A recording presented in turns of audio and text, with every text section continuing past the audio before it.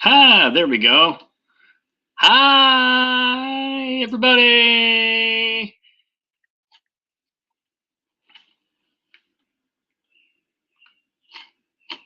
Let me see what we're doing here.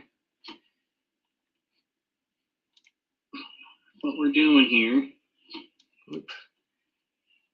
Who's here? I see someone's watching. There's already a like. Holy crap. Geez, who's watching? Reach out. Drop in the chat. Projectile in and put a cap. Still got Hopper's live stream going on the other side over here. Live stream, I miscalculated. Stream goes, or don't anyone leave this stream until it's done. I'll tell them, y'all, Pat, the sound guy's going to do a live stream, so y'all don't forget to check him out afterwards. I have a question. What's the difference between the Poland Wild thing, 4018 and? Yeah. Geez, I will turn some lights on. Let me see. Anybody hear me? Give a thumbs up. Make sure that's. I'm working on the microphone off the camera right now until I get my headset on. But let me see here.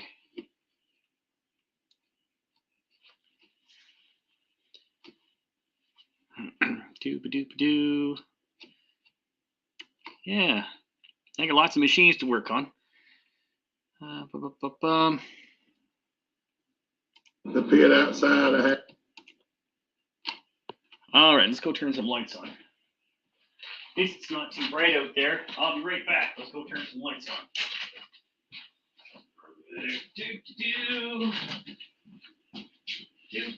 Do. Says, let there be light. Let there be light. Let there be light. Oh, hi, Coley.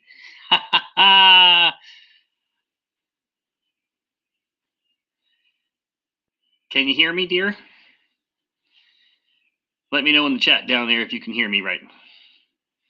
I don't have the headset on, so I don't know how the audio is going to be from that camera audio at the moment.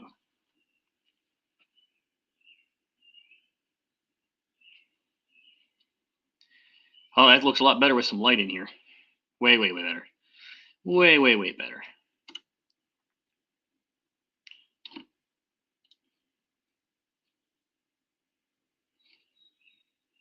Okay, sounds good. All right. Anybody else besides Nicole watching? Let's see what the YouTube app says here. What's going on? Trust me, there's some people out there that don't need them. And they get a hold of them, and that's it makes us mad when that happens. But we do understand that, responsible people will do the things that they need to do. It's the other ones that want to be sneaky, it's the ones we have to worry about. Way better. You can kick the crap out of somebody. You can't even kick the crap out if they break into your home. Oh. I guess I can carry a chainsaw, but not a slingshot. There you go. There you go. Whatever works. Yeah, that's the thing. All right, we're going to try something here. I'm going to try and feed in some bellhopper here. Let's see what happens. You used to need a permit, and it was pretty easy. Filled out on the site, got fingerprinted, turned your receipt in, and got it mailed to you. There you go. Everyone hit the thumbs up and break 100. What's up, Mega? Good to see you, buddy. We just been we got a little bit of Hopper head all going on here. Like 14 thumbs up, y'all. Smash the like button, Healed Heart said.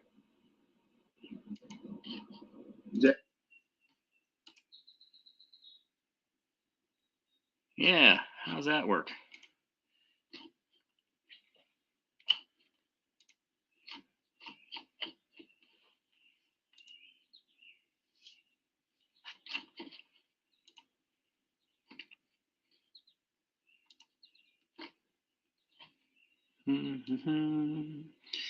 Doop-a-doo, one watching.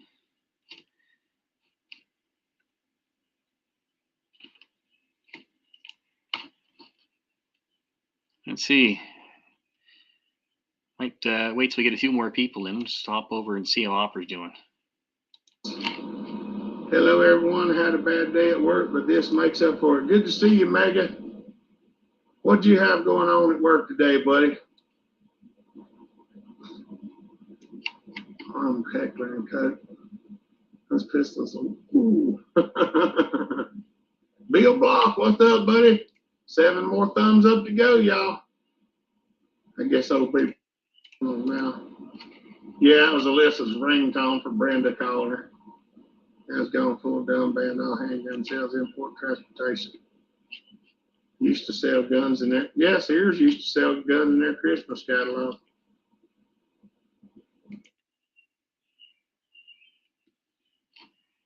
Let's see how many viewers we got now. 1 watching.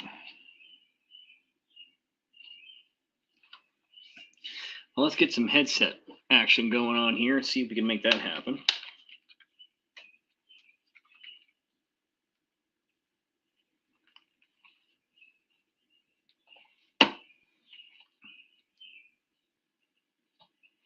Yeah, I've got a few machines to work on here in the shop. We got Green Toad in here. We'll get to him in a little bit. Might have to move him out. Okay, power button on the headset. Dun, dun, dun, dun. Dun, dun, dun, dun. Henioki, how's it going, brother? How is it going? I think you're viewer number 2. Let's see what we got going on here. See if we can figure out my audio here. Yeah,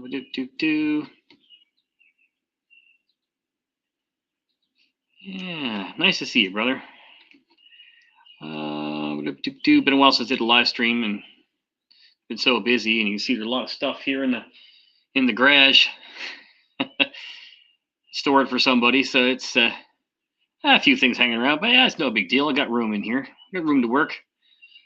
It's nice outside, even if it was raining, we could work in here, but it's nice outside there, so we have to work outside a little bit. We don't mind that too much. Let me see. Let's change my settings here.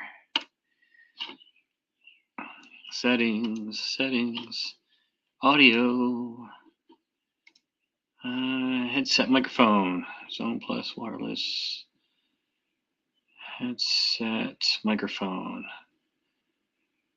zone plus, headset microphone.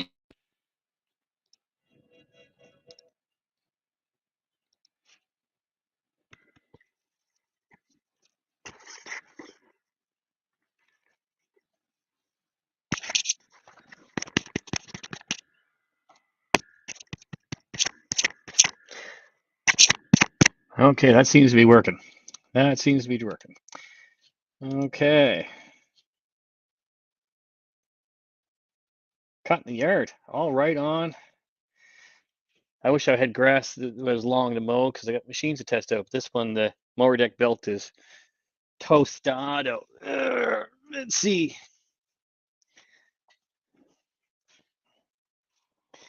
Show you how bad that is. So there's Mr. Mower Belt for this Green Toad here. I'd say that's a little bit cooked, eh? A little bit cooked. And I'm having trouble with this one trying to find the right size mower belt because the way it works is, since it's Craftsman, older Craftsman, the parts list, sometimes there's one number off. So this is a 944.609190. Yes, 609190. The parts listing manual that I have is a 1 number off. So it's a 690. It was 191 instead of a 190.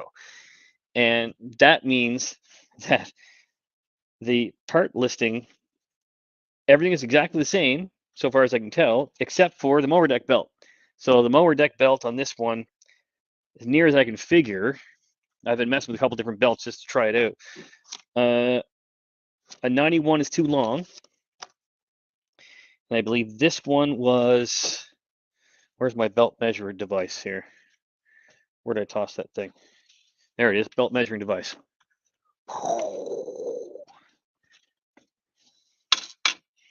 So let's see what this thing says. Oh, man, what a great invention this is. It is super, super, super. Let's see what this one was. This one was a 4L, like a 90 and a half, basically. Or, yeah, 90 and a half. So, and it was a little bit big, I think. So I think I need like a 90. And what was a bit too small? Which I probably might be able to make it work if I adjusted it right. Oh, where was that belt? Where was that belt I had in my hand here? Did I hang it up? I had it in my hand. There it is. There it is. What's this guy? That's an 88-inch belt. And that's just a hair too short. And me being a boob, I went, and my brain was all cooked from being Friday and all. What did I buy? I bought a 90 and a 91. So I bought a 91-inch belt and a 92-inch belt when I should have bought an 89 and a 90. So I think this is the 88. So I almost want to try an 89 or a 90, and one of those two is going to be the right one, because that 91 that's on there is just a hair too long. So if I try to split the difference, an 89 might do it. I think, because this one just needs that extra inch or so. So I'm going to try an 89 and a 90 instead of the 91, just that bit too long. So I'm going to try an in between and split the difference. But so I'm not going to run those either one of those belts, because it just would make no sense to. Yeah, I definitely want this guy to mow. He's a nice mower. He's got that twin cylinder on it, as you can see, that L-head Briggs, which I love so much. I love it, love it, love it. Yeah, there's Mr. L-head Briggs, 19 horsepower. That is a Jim Dandy running engine, I'll tell you that. Yeah, that was a freebie last year, about this time. And I've just been working away at it, picking at it. He's got tubes in all 4 tires. The tires are all wouldn't stay up. So last year I put tires in them, and then I got the carb rebuilt. There's a video on that, rebuilding the carb on this guy. That's got the 4-screw. Everybody says those 4-screw are terrible, but I don't know. I rebuilt it, and it runs like a charm. I started up. I put a proper size battery into it. Half time you don't even have to pull the choke on. And it starts, no problem. Did I move that belt out of the way? Yes, I did. But you can start them real easy. Where's the parking brake? Neutral.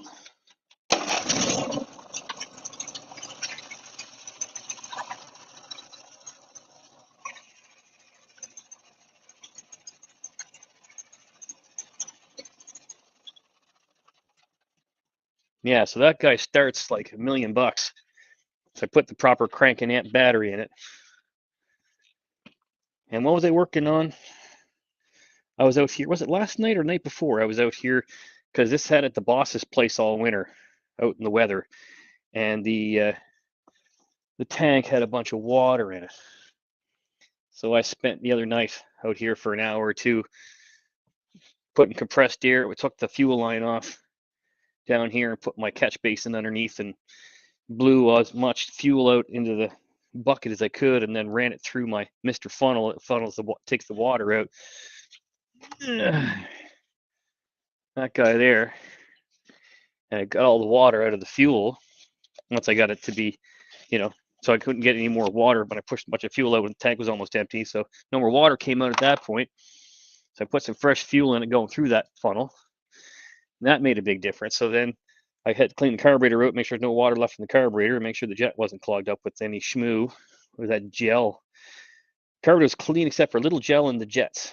So once I did that, because it was running a little bit lean, it just kind of surged a little bit. So I just didn't even have to scrape the jets or nothing because they're brand new jets as last year, and he hardly run it for an hour or two. So it was just that little bit of gel that builds up in that shitty fuel. So I just blew it all out, put it all back together. Should have videoed it, but you know, that's how it runs, right?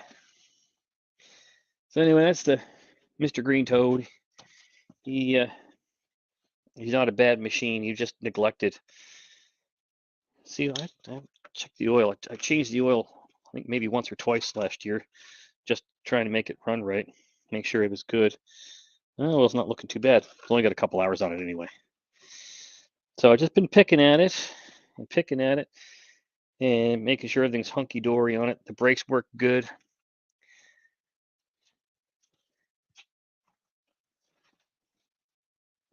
Unless it breaks, yeah.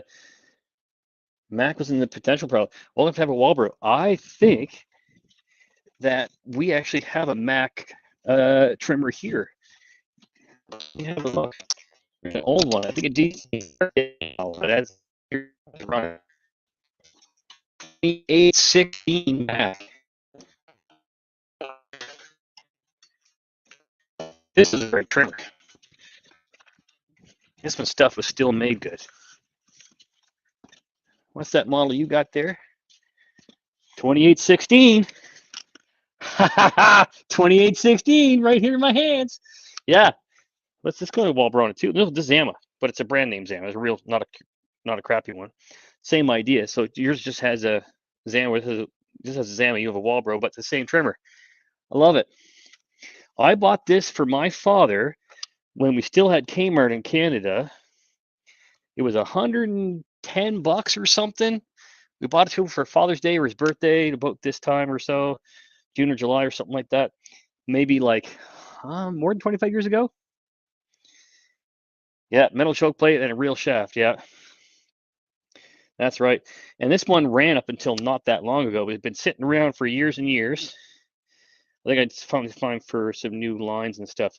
But it did run like a year or so ago. It hadn't been running probably 20 years, and I put fresh gas in it, and it ran like a champ. But I think I'll put a new carb kit in it and clean the carburetor up and make it run. But see, I just put some fresh gas in it a while back. Maybe I don't think there's any gas in it now. Maybe that's why it wouldn't run. But yeah, man, these are nice trimmers. My father doesn't use gas trimmers anymore, but he just uses a little crappy electric one. He likes that, so it works fine for him. He's not doing too much, and then if he's not up to trimming, I just get one of my other trimmers out and do all the trimming around here and keep it like that. Once he gets the small one, his right on, he's happy. He don't care if it doesn't get the trimming stuff. I love running trimmers. That's fun. Same machine hanging on the wall in there. That's awesome. Yeah.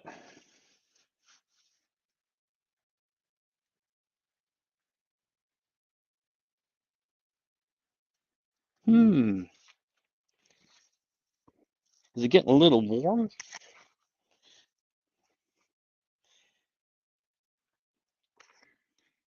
Right, it gets warm in bogs. Yeah, if it's getting a little warm, it might be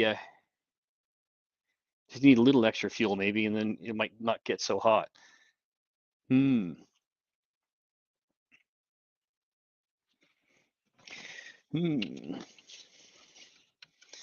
Oh yeah, look at the difference in belts here. Yeah, this is like a 90 and a half will come off of this tractor. That was kind of a little big. That's why it burnt the belt up. Plus the boss isn't not really used to tractors yet, so he might have had something bog up on him and clog it up. And yeah, this is a little bit short compared to this one.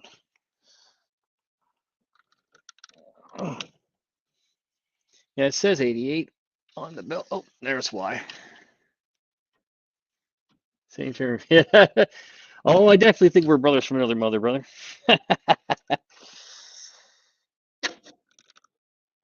Yeah, it's an 88. So I think that I might need an 89. We'll try an 89.90. I almost would have got to Princess Auto today, but I didn't realize how late it was getting, and they closed at 6. And when I was looking down, it was 5 to 6. So when I wanted to go buy more belts, just the way the cookie crumbles.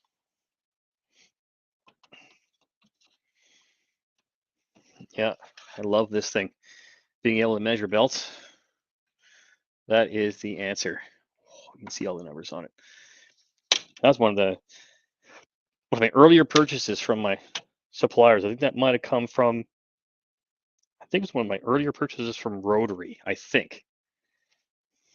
Yeah, if you got the right earbuds and things, you can definitely listen while you're mowing. I've got my newer Bluetooth earbuds, man. They work great when you're on the mower. I put the ear protectors over top of them. I can even talk on the phone because there's such noise canceling on them.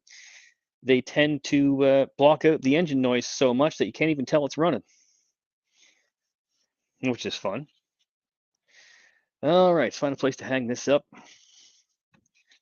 Hang it over there. Yes. Let's see what. Oh, Hopper's is still going over at his side. I think. 12 or 14 thousandths off top of the piston, Jay. Let's take it over to the belt center. I started running Amsoil Saver 72 to 1. Don't be stumping, Dragon. They don't like to stump with a little bit of oil in them. Let me see how many other people are watching. 2 watching. Right on. Who else is watching here? I got Hanioki here. Who else is watching? Give me a thumbs up and drop a howdy ho in the chat down there and say hi. Love to know who's watching. Oh,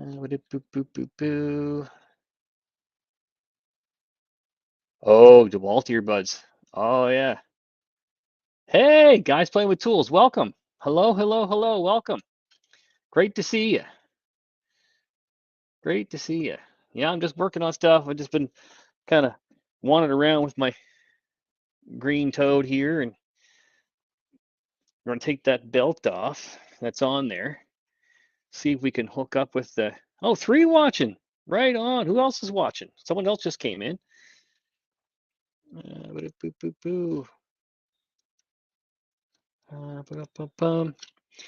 if we get the old phone on the go here and set it on the little tripod stand down there. We can, let's say, come over here. Right on. Well, welcome, man. I love, let anybody wants to drop in. Everybody's welcome.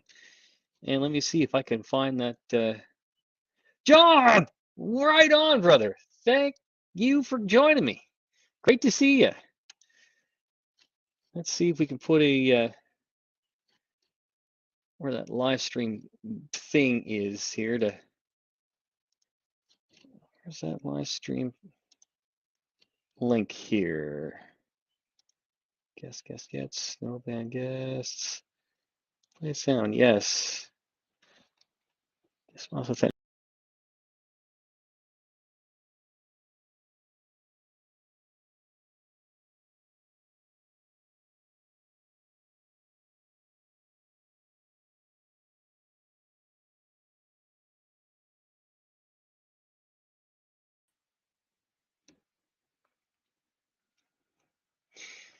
Yeah, where are you from, guy playing with tools?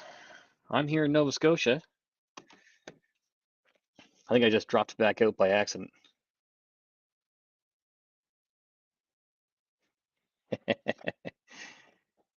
Yes, it definitely was the wrong button. Definitely was the wrong button. Oh, invite. Yeah, that's what I'm looking for. Texas, right on. Must be warm there today. It's like about 60 degrees here. It was 61 earlier, I think. Yes, I'm back up. I pushed the wrong stupid button.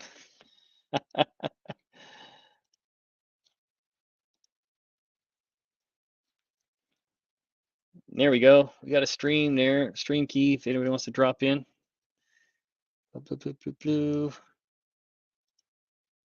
Aha, look at that. I forgot about you could do that. Isn't that fun? Add to stream. Come right on in. Let's see if that'll. Now, see if we got audio happening with the right thing here. Hello, can you hear me? There we go. Now we got audio in my ear. I'm sort of exploding. I just worked on sprinkler systems out front. Aha, right on. Yeah, we don't see a lot of sprinkler systems around here in Nova Scotia. We get enough rain usually, so it's not so bad. Nova Scotia, that's over in Canada, right? You got her. Canuckistan. Yeah, cold north. Not that cold this time of year. It's been pretty warm. It got a little cold, little chilly the last few nights. It was, I think it was 35 Celsius the other day, or it was almost 30 Celsius the other day, like 28 or 29 or something like that, which is a little warm for this time of year. And then all of a sudden it got really cool at night. Like we're talking like, I don't know, 45 maybe? It was kind of chilly. That's pretty cool. Yeah. Yeah, it's kind of chilly. Yeah, But usually it's not so bad. It's in the upper 80s here, so it's a pretty decent day for Texas. Oh, yeah. Well, here it's been a beautiful day all day. Just gorgeous. Can't argue with that at all. Yeah, the birds are singing like crazy, and we have June bugs at night.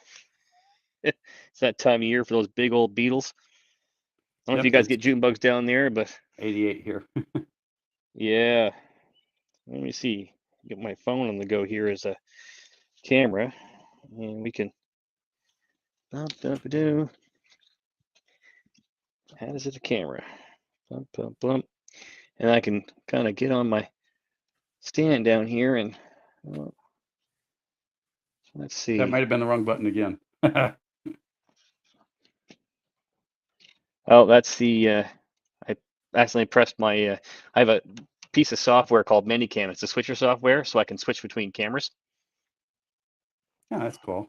Yeah, it's very fun. I use it every day for work when I'm at the university. We do a lot of live streams and I do live events online. So I will do like completely event, like full complete events online, and where people want to be that kind of thing where they don't want to have anybody go into a building or a room or something like that. So I get to facilitate a lot of stuff, and we use this software for all kinds of stuff, for bringing in videos and things like that. I can bring pictures in, videos in.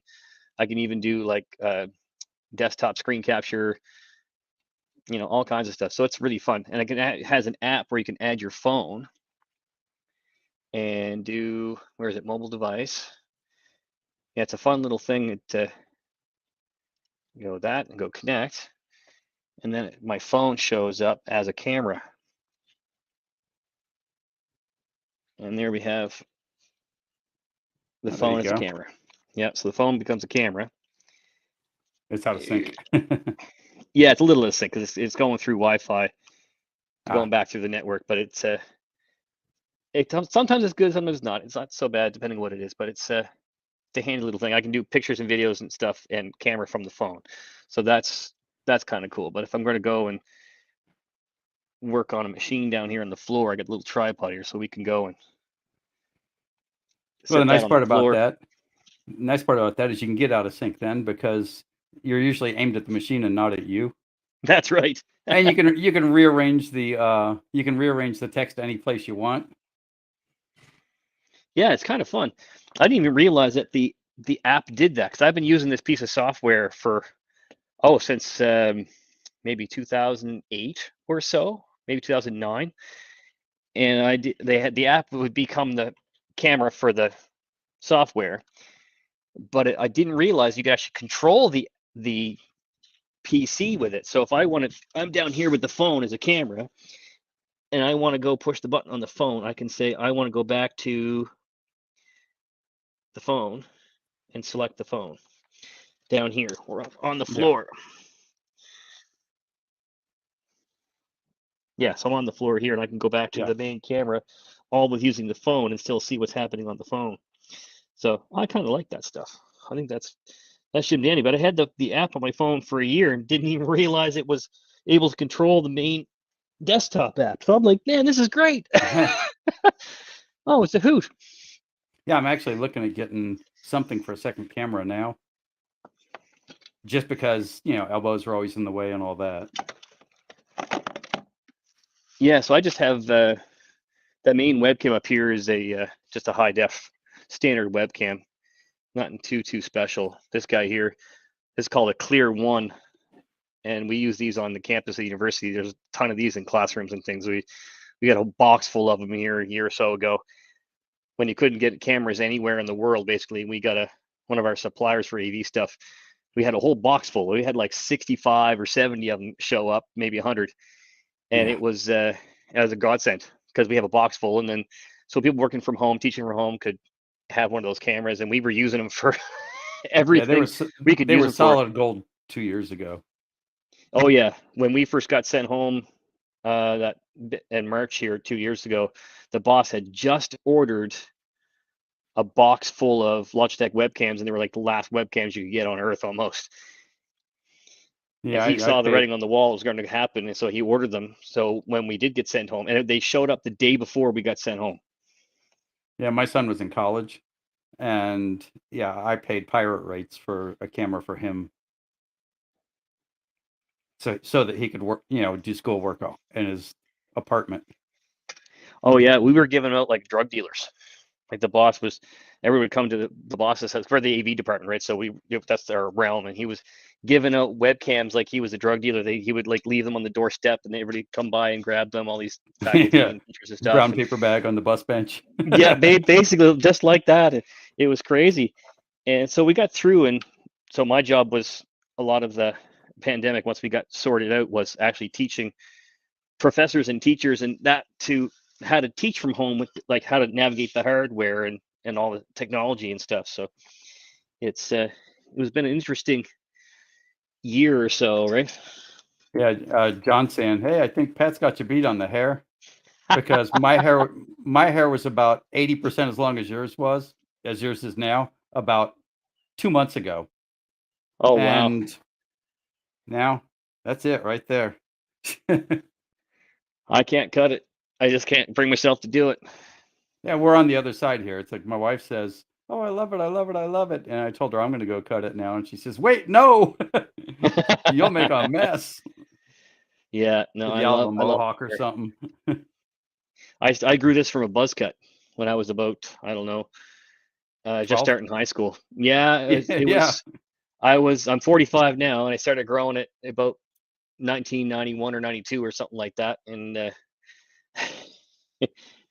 I just so happy with it. I just love it. And I just wash it once in a while with good old Dawn dish soap, and life goes on. I don't need no conditioner, nothing. I just wash it, and that makes it right. It doesn't get flyaways or anything like that. It's and the split ends aren't too bad. I mean, I haven't had a cut for years and years. I just leave it.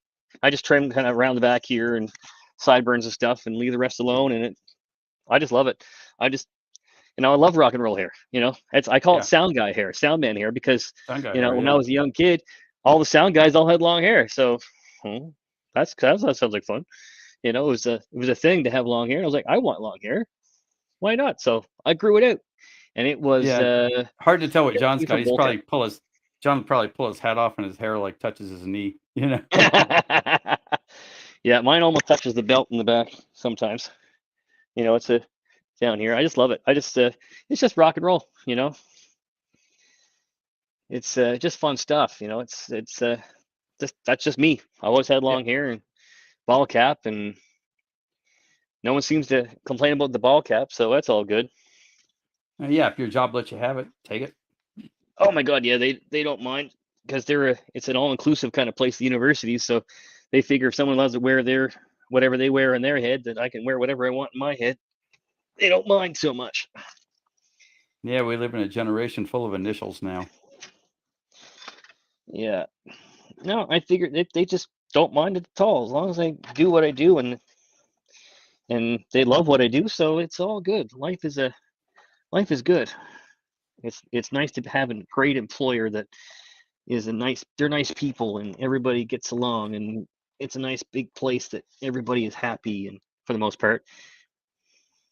So I was waiting, John. I expected you to jump in. Yeah, you can jump in, John, if you want. I can put the link up again now that I found it and didn't. Let me see if I can paste that again. What do we got? We got a Nicole. Hi, Nicole. Got Haney-Oki. You guys aren't jumping in. What's the deal? Nicole's the wife. Oh. Hi, Pat's wife. Yeah. Yeah. Let's see. Yeah, I put that link up again. All right, on. Come on in. Yeah, this is kind of fun. This is working a lot better than the last time I did a stream because I did with my laptop last time. Oh, okay. Gotcha. And the laptop I was using, it has a standard hard drive in it. And standard hard drives and Windows 10 don't get along. Oh, And define it was standard. only well, what happens is with the physical hard drives, and you can kind of fix it to some extent. And when you can fix them, you have to defragment them is what you have to do, because a standard hard drive, physical hard drive. Okay. Now, mind you, I ran a computer company and I was the IT manager for an aerospace firm, and I was a computer programmer for decades. So Yeah, so you understand what I'm I talking get about. it. Exactly. Yeah. You defrag them, get all the data where it's supposed to be, so the needle's not hopping. Yeah, because what happened was when you install Windows 10, it fragments it right off the get-go because it's meant for a SSD. So it's got a physical drive in it. And even if when I did defragment it, it was kind of okay, but it was only a dual core processor, and it just didn't really work right for this kind of streaming thing. So now I pulled out an old desktop that's quad core, and it's decent enough that I stream with these boxes all the time. This is one of those Elite Desk or something like that, right? So I got dozens of them hanging around. Hey, John. Hey, I'm here. Haha, there's that voice. How are y'all? Yeah, it was cool when I heard you were at that opening for Steve. Yeah, he asked me if I'd do one for him, and I sent like 36 different takes. And him and April finally decided on one they were happy with, and he's using it. Oh yeah, it sounded great. It's like, I know that voice. I know that anywhere. Yeah, it sounds familiar. I don't know where I know it from though. Yeah. Oh yeah. I had a good chuckle over that. That was fun. Yeah. That's the voice you don't want to hear in a dark alley. You just say, "Here, just take my wallet, take my keys, just go." No, it wasn't the alley you had to worry about. Yeah. Right. You know what I retired from, right? What? I was a cop for 33 years. My little brother is. Yeah, I was a deputy here in Hattiesburg, Mississippi. Yeah, that's pretty cool. I retired I was a 2.5 years ago. And where's your brother a cop at? Broward County, Florida. Oh, nice. Is he ever on Cops? They do a lot of filming, or at least they used to. I hadn't watched Cops in years. But yeah. It started there actually. Yeah. I don't know with if it those was square Crown Vics. Yeah. Pitiful looking light bars. Yeah, and when you live there and you're a kid, you think to yourself, okay, the lights behind me are definitely coming for me. They've got 230 horsepower and 5,500 pounds. Let's see, I've got 700 horsepower and 2,900 pounds. I'll pull over, but only because my car is red and they'll find me later. Yeah, exactly. Now let me ask you two computer guys this question. When I have StreamYard pulled up, it's got the white background and it makes everything so bright in front of me. Is there a way to dim that down? You can set your like a Windows dark mode or something? Yeah, you could set your Chrome or whatever you use to dark mode. Yeah, mine's on dark mode, but it doesn't seem to make the StreamYard on dark mode. I'm a dark mode guy. I loved everything in dark mode. I know mine's on dark mode. Like my YouTube and all that's on dark mode. Yeah. But when I pull up StreamYard, it goes real bright and white, and I can't. It's all. My title bars are turquoise. It's all super bright. No. Yeah, I wish there was a setting for that. Let me just see. I think if you choose a theme for Windows. I think it might just be the StreamYard site itself is just a light background. Yeah, I wish it was different. It's too damn bright. Yeah. My stream software, my Minicam switching software, it doesn't have a dark mode, but there's a light version of this software that doesn't work the same for doing this kind of streaming thing, and it's full on dark mode. It's like, guys, why would you make the full pro version not have a dark mode? Yeah, No, I real. tried dark mode in Chrome. My title bar went dark. That did me no good. And a little search window.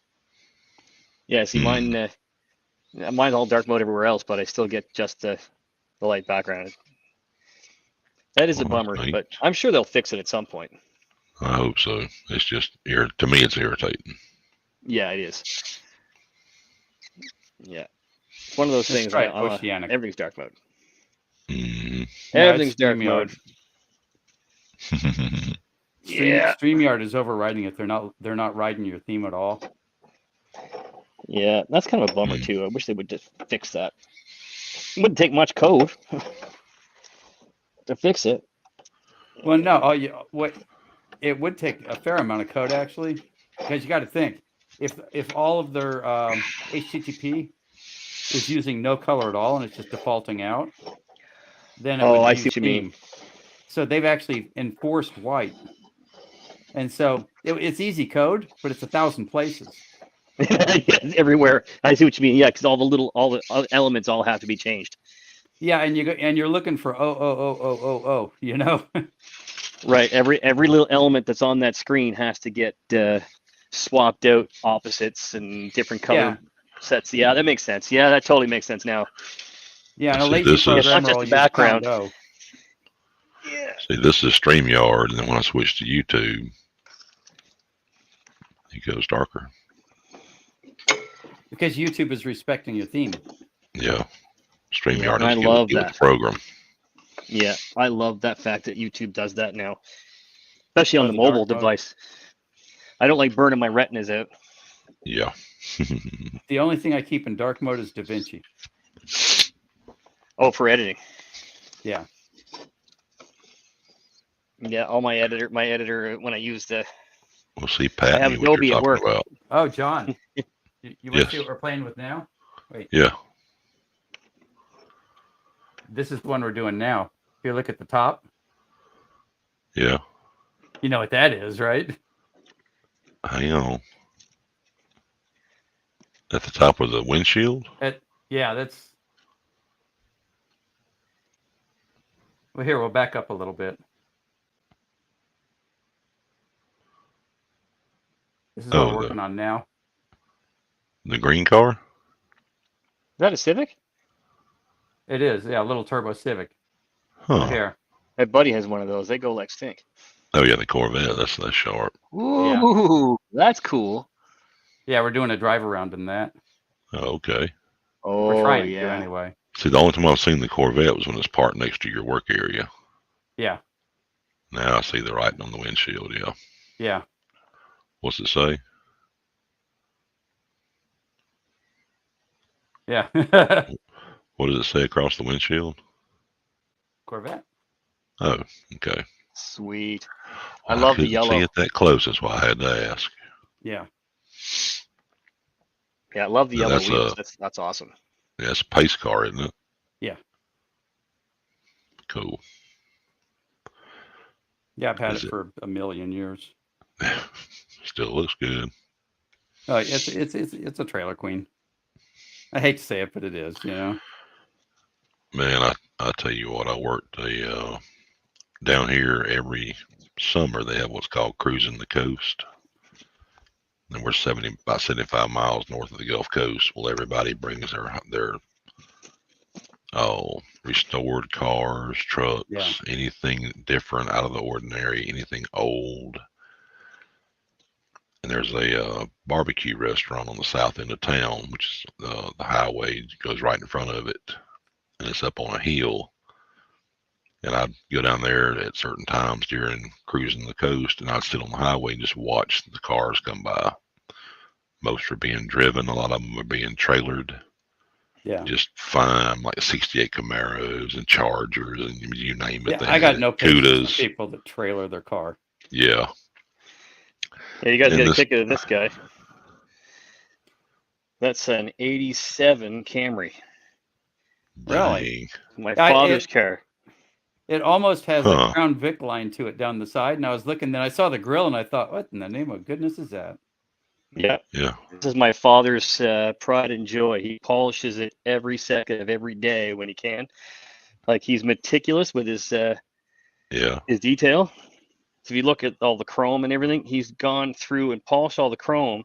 Then he's gone through with Q-tips and gotten every little bit of chrome cleaner off of the Mhm. moldings and stuff like that. Everything is completely meticulously detailed.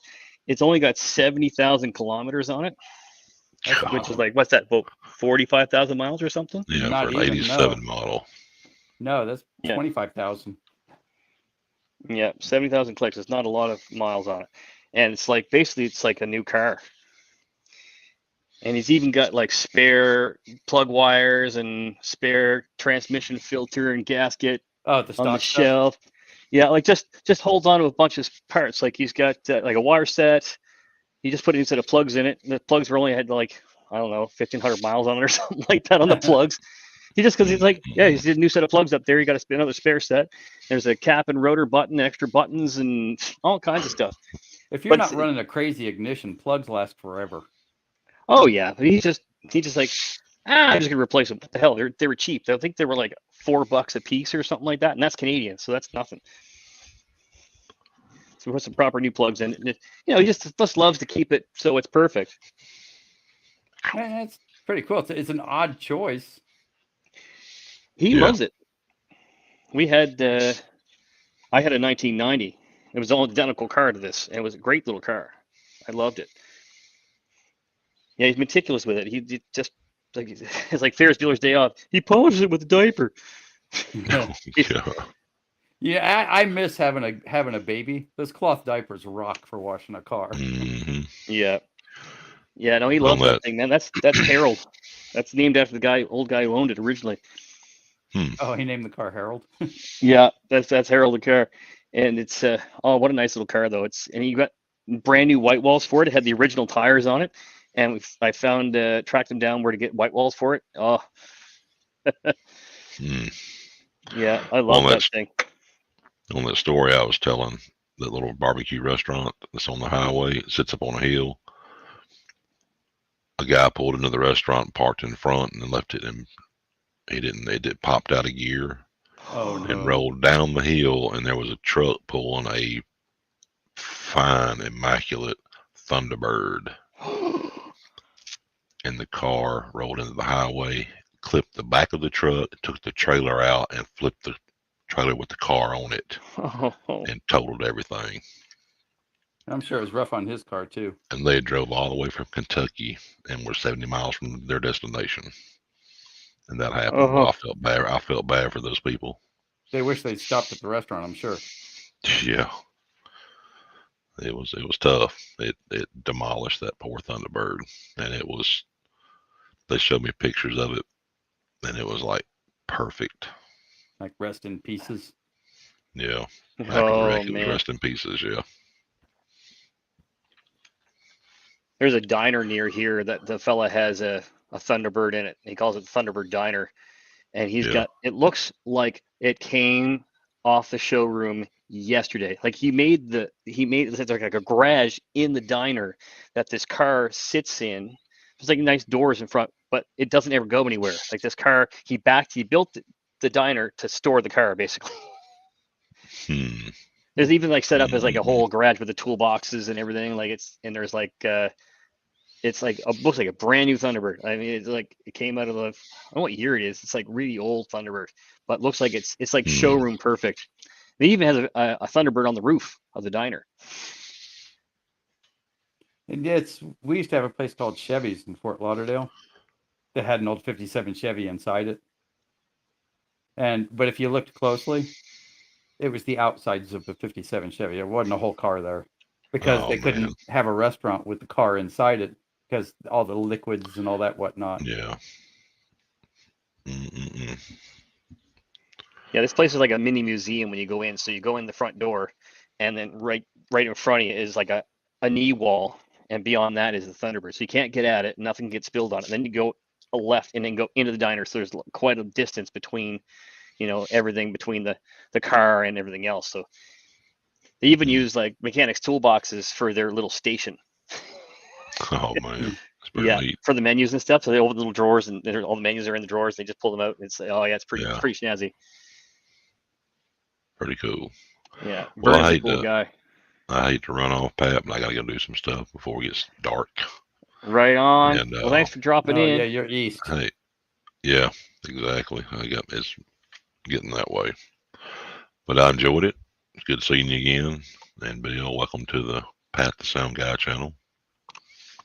And he's thinking about, are you gonna change the name, Pat, or are you still not sure? I'm still thinking about it. I think I might. I'm really thinking about it. I might just do that because, it might just be more in line with what I'm up to, right? Yeah. Like I said, Pat the Sound Engine Guy. And Yeah. John will tell you, be careful when you name your channel. I take a little abuse here and there. Just a tad, huh? Just a little bit, yeah. I think Conquer has the most fun with it. Oh yeah, he beats me to death with it, but it's all in fun. Oh, So it's yeah. like, nah, Oh, yeah. I can't Everything's change good. it now because it's too funny. You're just right where it's at. Yeah. Hey, Gopes, how are you? All Yeah, right. great to Well, see you, I will catch you next time. I enjoyed it, Pat. Thank you, Bill. Right on. Good I'll see you talking later, with you. John. Anytime. All right. Yeah. See you later. It's almost Y'all take dinner care. time for me. My wife's Yeah. gonna drag me off in a minute or three. All right. We all have fun. Enjoy supper. I'll see you Cool. later. Thanks, John. Thank you. Yeah, we just Yeah. got back from supper a little while ago. We had pizza slices. It was nice, fresh. We've got unique pizza here. We've got the Cape Breton Island, which is a northern island here in Nova Scotia, and they have a unique pizza that they make called the Combination, and it's not like regular pizza, and they just started having it around here on the mainland, and it's just such great pizza. We also have a place called Pictou County, in a county where they make a unique pizza, and it has like a brown sauce. It's almost like a gravy for the sauce. Oh, my wife says, "Hang on, I'll be right back." So I don't know what I'm doing, but I'll be right back from doing it. Right on. Oh.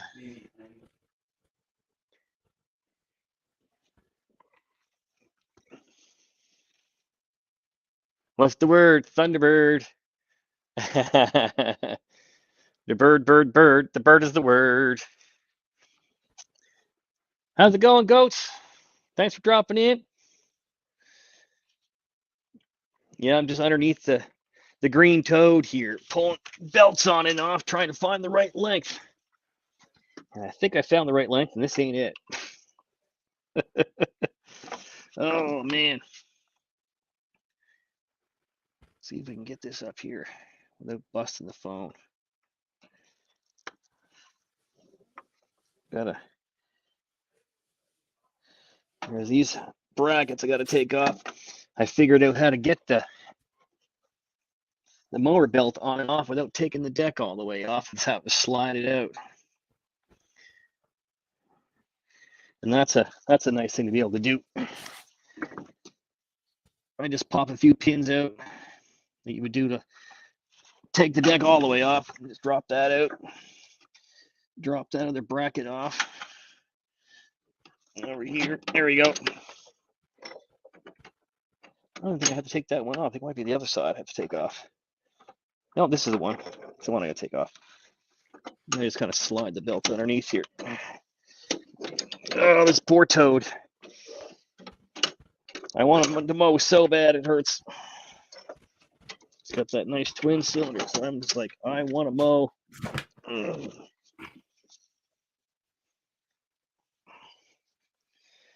I want to mow real bad. And one of those freaks of natures that likes mowing. I do mine at like 7 o'clock in the morning, which is the earliest I'm legally allowed to start the lawnmower. It gets hot Nothing here. wrong with that. It doesn't get a Anybody little after hot you for here. it? Yeah. Yes, very much. Yes. Around here, Yeah, people wouldn't mind it. They don't mind it too much because a lot of people have kids, and the kids are getting up for school anyway. So if you fire up something at 7 o'clock in the morning, they don't care because they're already up. They've been up for an hour or so. well, on Saturday they get a different opinion around here. Yeah. I don't know if they get too mad about here too, because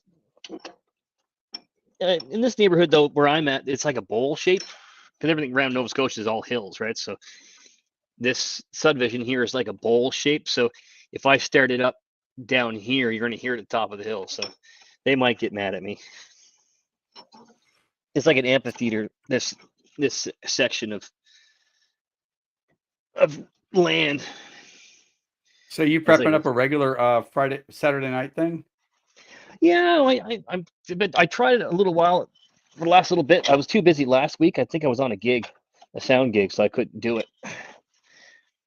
But it was I've been kind of doing it the last couple Saturdays, and I just kind of like doing it. It's just something fun to do, and some people look forward to it, and I'm starting to get more subscribers, so it's Yeah.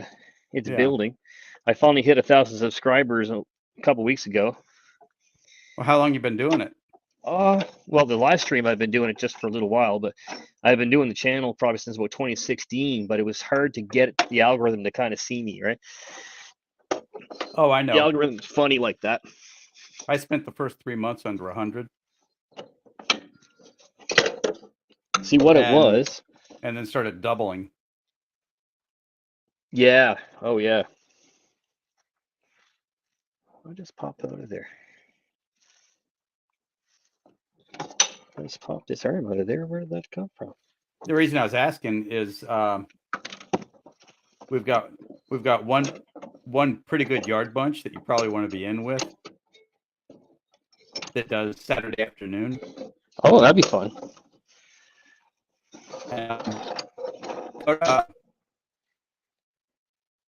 Top Talker. Or wait, I'll put it in the chat.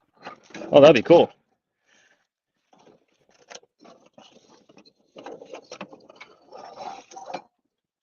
I'm kind of an eclectic channel too, so it was hard to kind of.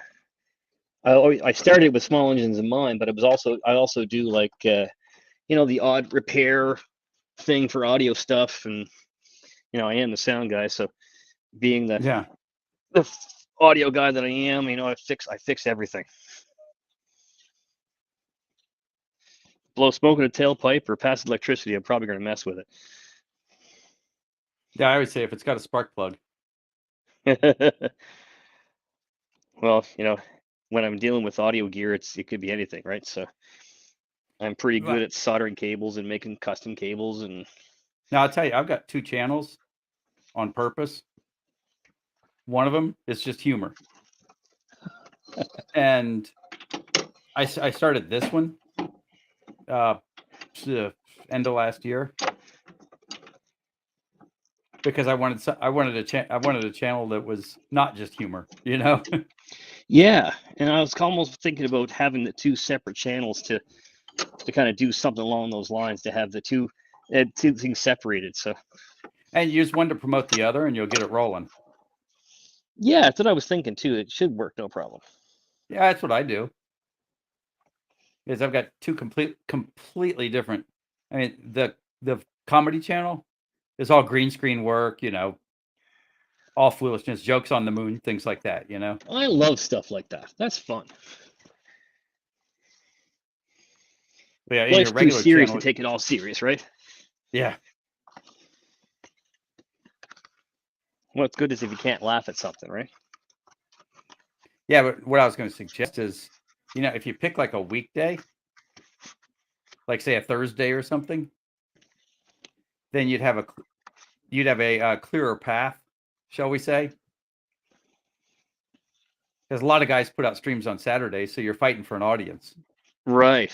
Oh yeah, totally. If that makes sense, Well, I was thinking about that too. Like maybe a Thursday or something like that too. Like I was thinking exactly the same thing. So it's good to hear another opinion of it, someone who's been kind of out there doing it and checking it out, because I've been kind of noticed there's lots of stuff going on Saturdays. Yeah, and that's the whole problem is, especially if you're doing a yard equipment thing, it's gonna be a crowded field. You know, it's like if you're having Oh, yeah. a draft for your football team. If you get to draft first on Thursday, you're going to get all the good quarterbacks. You know, That's right. if you 100%. go on, yeah, if you wait till Saturday, you get Johnny Manziel. Yeah, And if you're a 100%. football person, then that's funny. You know? But no, Johnny Manziel's only problem was he got drafted by the Cleveland Browns, and that's where quarterbacks go to die. Yeah, Goats is saying I have a John Deere 116. I need a drive belt for, but don't know the size. Yeah, I'm dealing with that with his mower deck, man. I know what that's like. Hey, That's Coach, you got the old belt?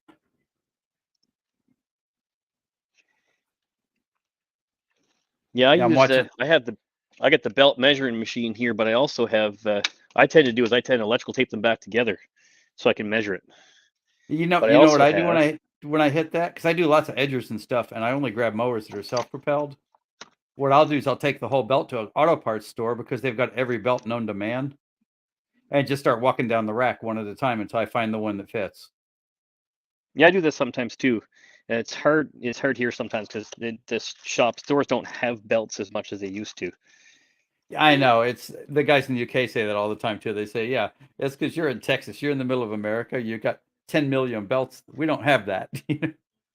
We have a Harbor Freight kind of store. It's the same idea as Harbor Freight. We have Princess Auto here, and they've got Yes, a whole wall full of belts, but they don't go the smaller, thinner belts, smaller, tiny belts that you normally would try and find for like an those push edger mowers. but yeah, but the Yeah, like John Deere that's a belt's a big 3/8 or belt. something like that. Right? That'll be a 1/2 inch at least. Sometimes they're a 5/8 for some of those for the drive stuff. Yeah, well, it's about the length first, and make sure you don't Yeah, oh get too yeah. deep a V. You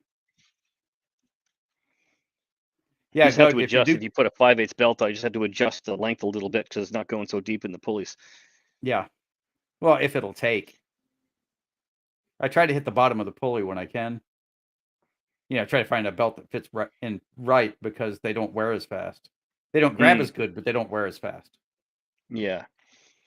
It's funny. I'm just looking here on the bench here. I've got I got a tape measure here. I don't know where I put it. I just saw it like just yesterday or something. I'm sitting there staring me in the face. I have one of those tape measures that you use for sewing. One of those flexible Oh, ones. a cloth one. Yeah, it's like a rubber coated cloth, like a latex almost coated, Yeah, and it's flexible, and that's always great for measuring belts. always bright yellow. Oh, it's dark blue, Oh, and I is had it? it in my hand. Yeah, it's like oh, here's one. It's not the same one I'm looking for, but there's You've one. got the anniversary edition or something. Yeah, something like this. Like this is Yeah. someone just gave me this one the other day, but the one I have is even darker blue than that, the normal one I use. But that's what I use a lot of time. If it doesn't work well on this, or if you have one that's broken, Just walk it down the like belt. you just take if it's a broken one, you can just take it and open the belt right up and Yeah. go right to it. You can also roll it on the bench, but if you have a 80-inch belt or 100-inch belt, that don't work very well. But this has been having one of these on hand has been truly awesome because you just kind of take it and say, okay, there's the Yeah. for small belts too, it works pretty well. But this thing's been a godsend. I bought it's one of my earlier purchases. I love that thing. That's been they have one of those at the store usually, right? So you just take it and Yes. just measure a belt, and I go, oh, look at how much that belt stretched. Yeah, and if you can get it at an auto parts store, I'm sure it's the same there. Yeah, A all belt, auto parts stores have those. a belt that says John Deere on it costs $55. A belt for a Toyota Camry from 1977 is the same exact belt, but it's $9. Yeah, $8 or $9. I'm Yeah. set up with Sten's, Rotary, and Oregon, so I can order all the aftermarket stuff too. Plus, I order stuff from a industrial supplier. I got a good relationship with Motion. The Motion is in the States too, but I get like a lot of these belts too, like these Gates belts, these Oh, green yeah. guys. These are wicked belts, and they're really priced really well. And so I just call up my guy Robert at Motion. I say, Robert, I need a whatever size belt, and he's been in the small engine business himself, so it's great because he knows what I'm talking about when I'm talking about different Is stuff. that So a it's great. woven belt? Yeah, it's almost like a Kevlar, but it's a different kind of material, and it's a stronger thing. It's like an airman belt, but it's hard to explain, but it's a much stronger belt, and it's Yeah. a completely woven Everything, it's no give to it. They're amazing belts. They work well on snowblowers as well. Yeah, when I'm putting an edger belt on, I always look for the belt with the weave around it because Yeah, they'll let the blade stop. Where a lot of times a regular V belt won't let the blade stop; it'll keep on winging along. that's right. These kind of belts, the proper, those are, you're talking about the fractional horsepower belts too. They suck for that. They don't do clutching very well at all. They don't pop No. open out of the shiv like they're supposed to. And I tell people all the time, especially snowblowers are like that because they're like a clutch kind of thing, like an edger would be. And when people say, "Yeah, I bought a belt for it down at the store or whatever," and it didn't last more than a minute or two on my snowblower. I said, "Well, how much was it?" $8. I'm like, That yeah, explains a lot. that's a fractional horsepower belt. You need a proper belt that's multiple horsepower to take that up. And they're like, "Oh, okay." So when I ordered them the right belt or whatever, and then they're like, "Oh, wow." And then it lasts 10 years. They're like, "Oh, that's the difference." Yeah. What I find funny is that the kids at the hardware store, we have a hardware chain across Canada called Canadian Tire. You've probably heard of it. And it's everything hardware and everything like that. And people go in there to look for their snowblower belt. And the young kid behind the counter says, "Oh, I know where the belts are." Instead of going to the small engine section, they take them to the hardware section where all the fractional horsepower belts are and match up something. "Oh, there you go. There's Yeah. your belt. It's only $8." And then they put in their snowblower and then, Comes apart. oh my God, they just shred themselves to death. And people aren't kind to snowblowers.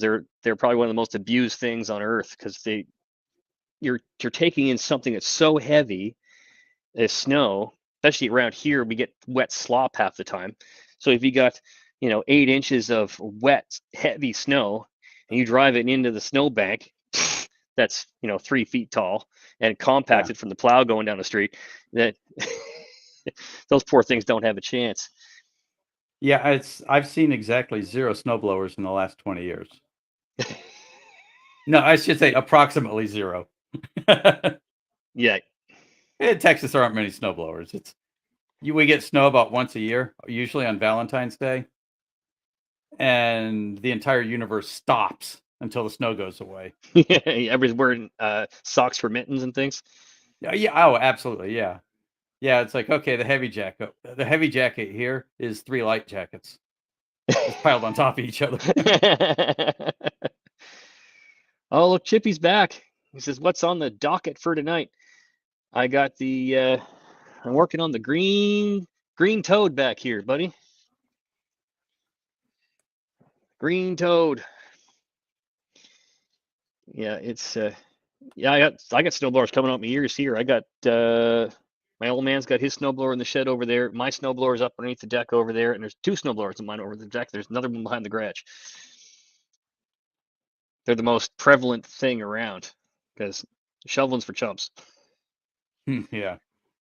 Yeah, I would say. Originally, I started to say, hey, I've got family in Canada, except that's a different Canada. Saskatoon. Oh yeah, they're way up. Yeah, it's a the different side of the Canada planet. entirely. Yeah, they're 3 or 4 time zones away. Yeah, you're closer to me than they are. Oh yeah, we're just up the shore. Well, from Dallas. I Yeah, bet it is. seriously. I got to look at the map. I'll bet you're closer to me than you are to him. Yeah, we're not a very long. It's 6 or 7, 8 hours to get to Saskatoon, where I can be down in Florida in 4 or 5, less than 4 or 5 hours. I can be in the Dominican Republic in 4 hours. Yeah, I'm looking at the map now, and yeah, you're closer to Dallas, Texas, than you are to Saskatoon, Saskatchewan. Yeah. Yeah. People don't appreciate exactly how big Canada is. Oh, it's just a big old wide thing. It's crazy. Oh yeah, Hanny Oki, he knows well about snowblowers. He had one bite him, tried to eat him. Oh, I saw that. Good Lord. Well, I heard about it, I should say. I think Ken from Ken Small Engine said something. Yeah, it's I've seen people get bit by snowblowers. It's not fun, and it's easy to do too. It can be sometimes you can't even tell they're spinning. And all of a sudden you get close to it, and you're like, I tell you, you gotta you get a chance. The very last video I did has a homemade lawnmower on it. Oh, that sounds like fun. I tell you what, its safety was definitely, it wasn't even third, it was fourth or fifth. Safety's optional. It was completely optional. Yeah. I looked at this thing and I said, you know, the motor's mounted on a piece of wood, which has wheels on it, and there's no sides whatsoever. You know, it'd be real easy to, you know, walk over to the, oh, and you have to like reach down to the motor for the kill switch. You have to get your feet up there next to that, you know, little insanity of whirling blade. But yeah, I saw, because I'm always looking online for something to buy. And I saw that and said, oh my God, if it was close enough, I'd go buy it just to claim I owned it. Oh man, I've even used snowblowers, a lawnmower, push mower, and a ride-on as a snowblower, like with no snowblower on it. They're just using the mower deck as a snowblower. It actually works pretty well if you get the right snow. Like it can't be slushy or anything; it has to be dry. Dry, even if it's heavier, if it's dry snow and it's not too deep, that'll throw the snow like right off the driveway. You know, I lived in Indianapolis before we moved to Texas, and had a big long hill driveway. And I used my I had an MTD mower then, I guess 24 horse MTD mower, pretty big for a riding lawnmower, but pretty small for a tractor, you know. But I had a snow blade for it, and I'd pound the snow down the driveway, and then jump over into the grass to get back up it. Yeah, just enough to get your grip on. Yeah. Oh man, well there it is. That thing. Yeah. That's crazy. Yeah. Yeah, and it's like one of the things I pointed out, it's got a back deck, which is a perfect spot for your cooler. With your beer in or your root beer in or something. Right? I mean, look the at fun it. part about that is that it would actually probably work really well for longer stuff because it doesn't have to try and clog nothing up. It just cuts everything. Nothing's going to get clogged under there. Yeah, there's no way. Yeah, the only thing you get caught under there is your foot. But you'll notice there are no cables whatsoever, which means that you're going down to the motor and standing right next to it to change anything, to turn it on, turn it off. Oh, that's. But yeah, go forward on it a little bit, and I drop a cooler on it right there, and it fits perfect. Oh man, that rules! I love it. Yeah, I mean, tell me that's not perfect. That's fantastic. I got one of those coolers sitting over there. Well, actually, I took that out in the driveway and took about 11 pictures of it before I finally hit an angle that was close enough. It looks perfect. And then I used DaVinci to drop it down on the lawnmower. Oh, that rules. That's amazing. But I kind of like the look of that mower though, because sometimes you need something that does a job. You know, as long as you're not crazy dumb with it, and you're not doing anything stupid. It looks like there's a bit of space between the back of the, like the back of it, where the blade is. You get a little bit of room there to, like you got a little bit of room. You got a bit of room up front there that between the front and the back. There's that distance there that's kind of distance you from the blade. Yeah, it's awkward all the way around. Yeah, you look, the blade is centered dead center on the pulley at the top. On the starter pull, the center of the starter pull, which means the large percentage blade, a large percentage of the back of the deck has no lock. It's just there to hold the wheels.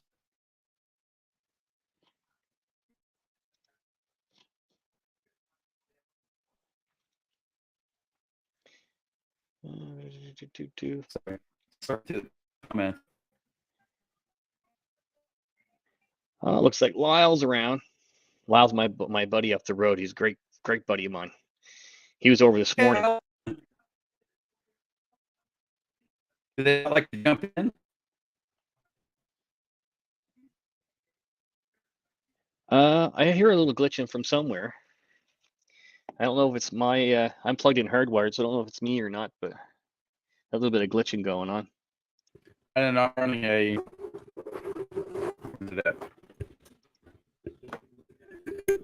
Now, if you're a sound engineer, you'll probably shake your head, but.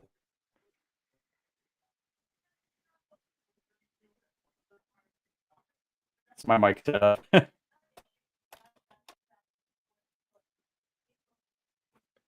I can't quite see. What is it? Oh, I've got just a regular USB mic. I love stuff like that. Simple. Oh yeah, Yeah. there's nothing wrong with that. I love stuff like that. Simple, simple, simple, and it sounds Yeah, good. it's got a gain and a good. Now you can hear me. You know. Yeah, I love simple. I love simple stuff like that. It just works. It's I've got my setup in the house in there. I've got a ribbon mic on the desk. A ribbon mic? Yep. It's a very old style. Like you still buy ribbon mics. They're a standard thing, but it's a very pillowy, warm sounding kind of sounding mic. It's got a ribbon piece of aluminum for the capsule. Is what it is. Oh, gotcha. I think this might be that underneath. That's a large diaphragm condenser is what that one is. Yep. Wait, where's it at? Yeah, it's a large, what you call a large diaphragm. So that would be a round one. The ribbon mic actually has it's a narrow rectangle of aluminum suspended inside there, and it sounds so warm. It's a crooner mic is what it is, and it goes into a 1960s Shure mixer, and goes in the computer. Really? Yep, I stole the mixer, came out of the university from the old AV stuff, and they were going to recycle it. We were cleaning out the old deep storage a couple months ago, and the boys were gonna toss it. They're like, you want this? I'm like, yeah, kind of. You rehomed it. I saved it from the recycling because Yeah. We've got so much of that stuff hanging around, and the boss has so much at home, and everybody else, we all have so much from that stuff at home. But I was like, I've been wanting that for years, and then man, has ever sound good as a microphone output. So I have a USB adapter that has an XLR. I got it from Amazon. It was like it's a USB to an actual XLR microphone cable connection, and it does a little conversion inside the little USB, and it's got microphone level output of the mixer. So I just plug that right in, makes an interface, and it sounds fantastic.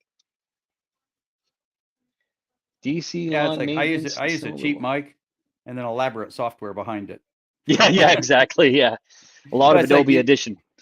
I use Fairlight, and Fairlight is just overkill for this, for doing yard videos, yard tool videos, but good sound stuff for, it's like if I'm running the remote mic or this mic, then I can use Fairlight to balance them out and make them sound like the same microphone because they sound entirely different. Because you find even with this one, if I move it 3 inches, it sounds wrong.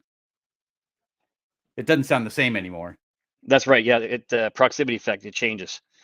Yeah. So, I mean, with Fairlight, I just highlight all the clips and hit the normalize button, and it does all the work for me. It's like I'm a passenger.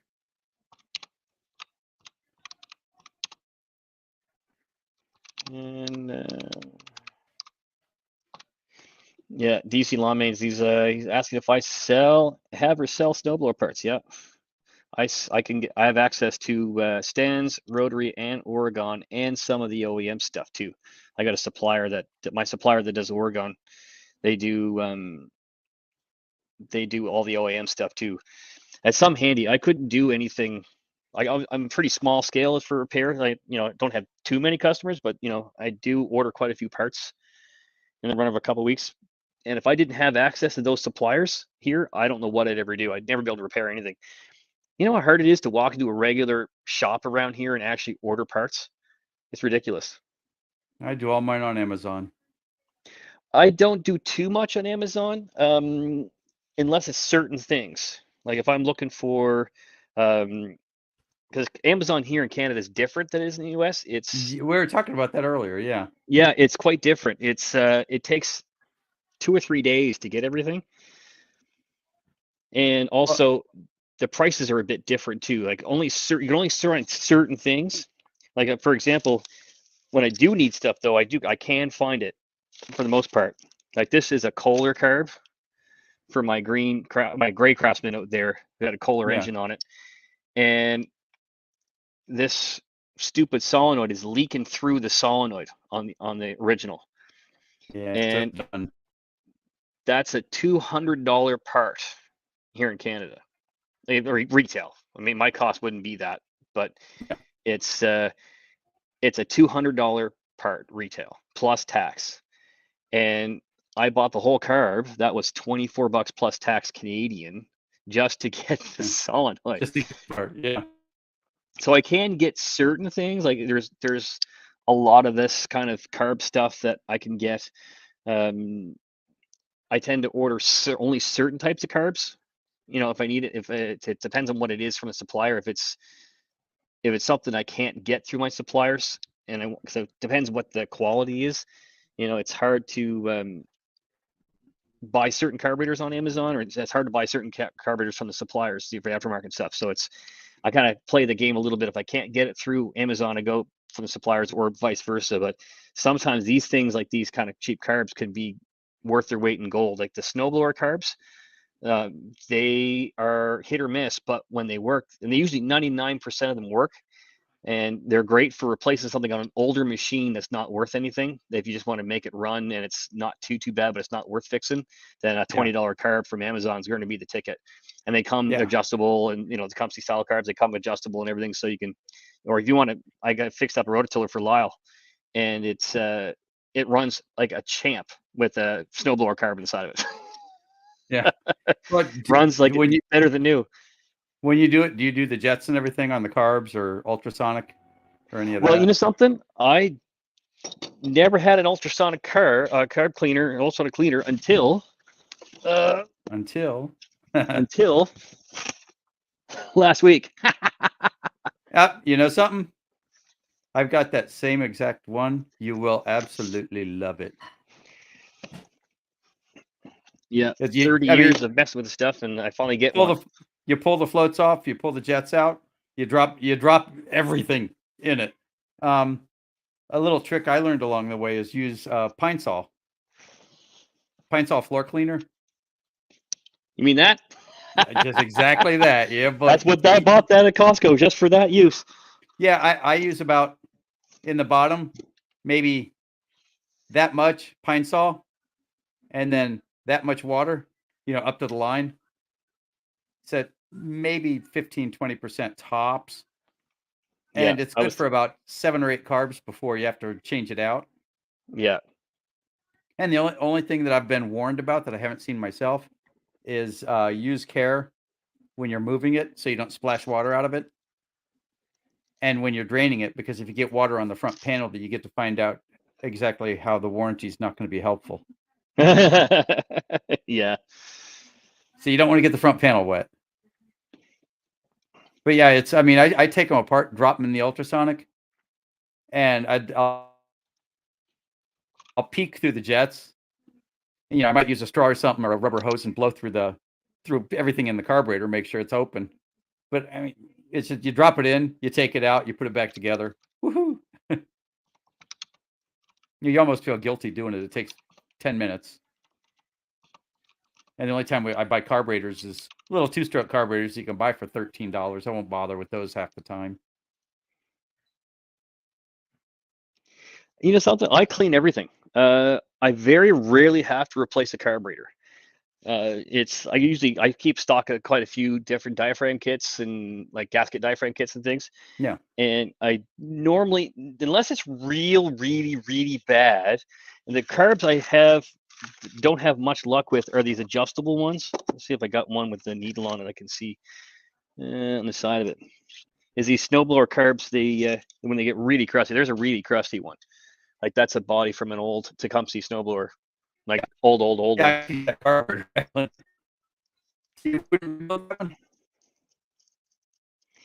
So the only trouble I usually have with these kind of carburetors is that the carb kits are hit or miss to try and get them with the right needles in them for the adjustable stuff. And this one's not too bad on that. You can usually clean it using needle, can't you? Well, the problem is when you get these, I don't know if you can see that very well or not. I might have to use the phone for that. Let me grab the phone. Be able to see it better. Where did I lay that thing down? It's hiding somewhere. Yeah, here's where the phone comes in handy. Is that the needles, the adjustment needles for the mixture screws, is they can get. There's one here. Hold your hand behind it. Yeah, see if I can get it to. There we go. There Now you that go. one's not too crusty. That one would clean Yeah, up that's no problem. savable. That would clean up no problem. A little Scotch Brite in the drill, and that would probably come up in 3 seconds. No, but, toss it in the ultrasonic first. or It'll what I probably do with come out these, 90% good. what I do with this kind of stuff is a little bit rusty. I have a tank here with phosphoric acid in it, and I run the battery charger on it like electrolysis, but with the phosphoric acid, and it removes the rust and everything in like 3 seconds. Comes Really? right off. Yeah, I have a video on it. I did a video a while back.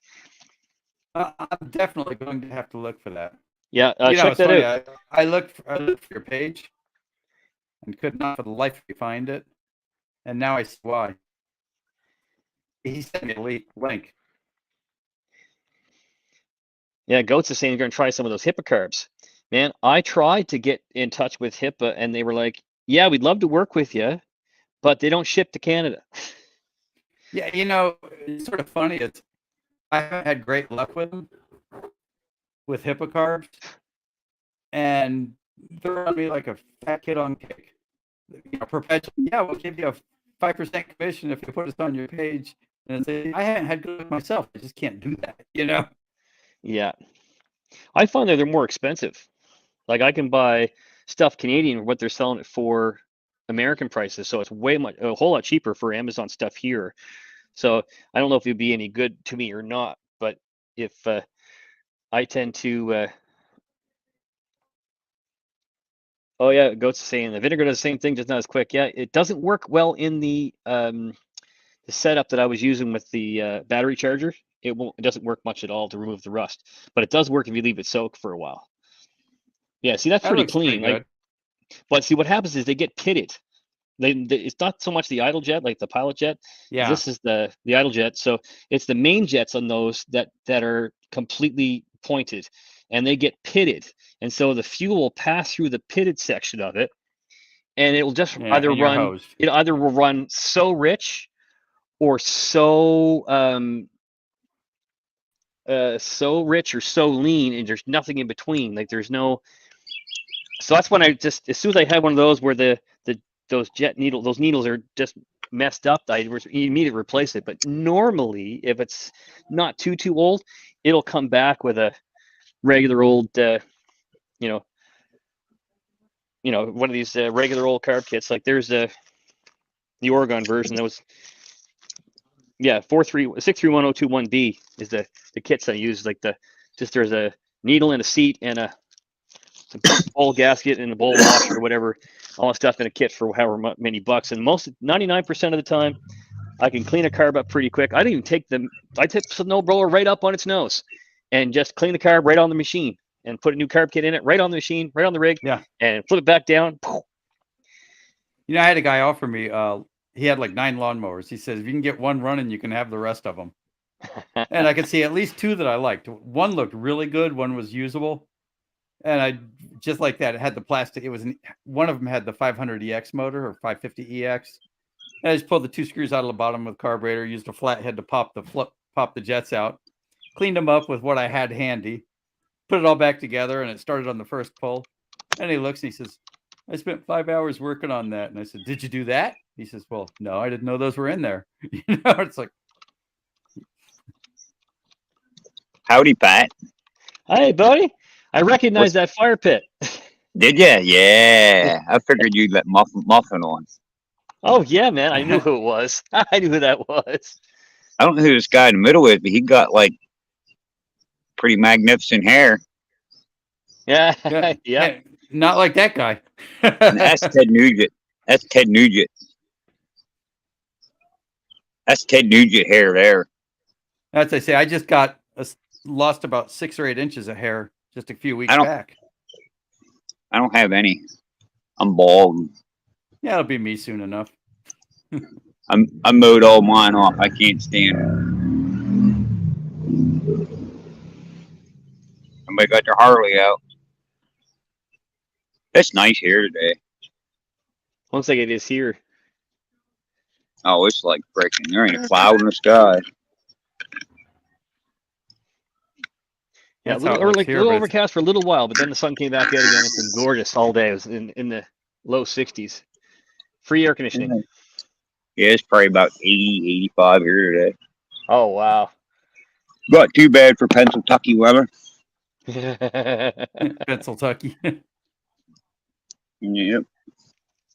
Yeah, Chippy's is like he's seen a lot of the carbs have inconsistent stuff, right? Some of the Chinese stuff.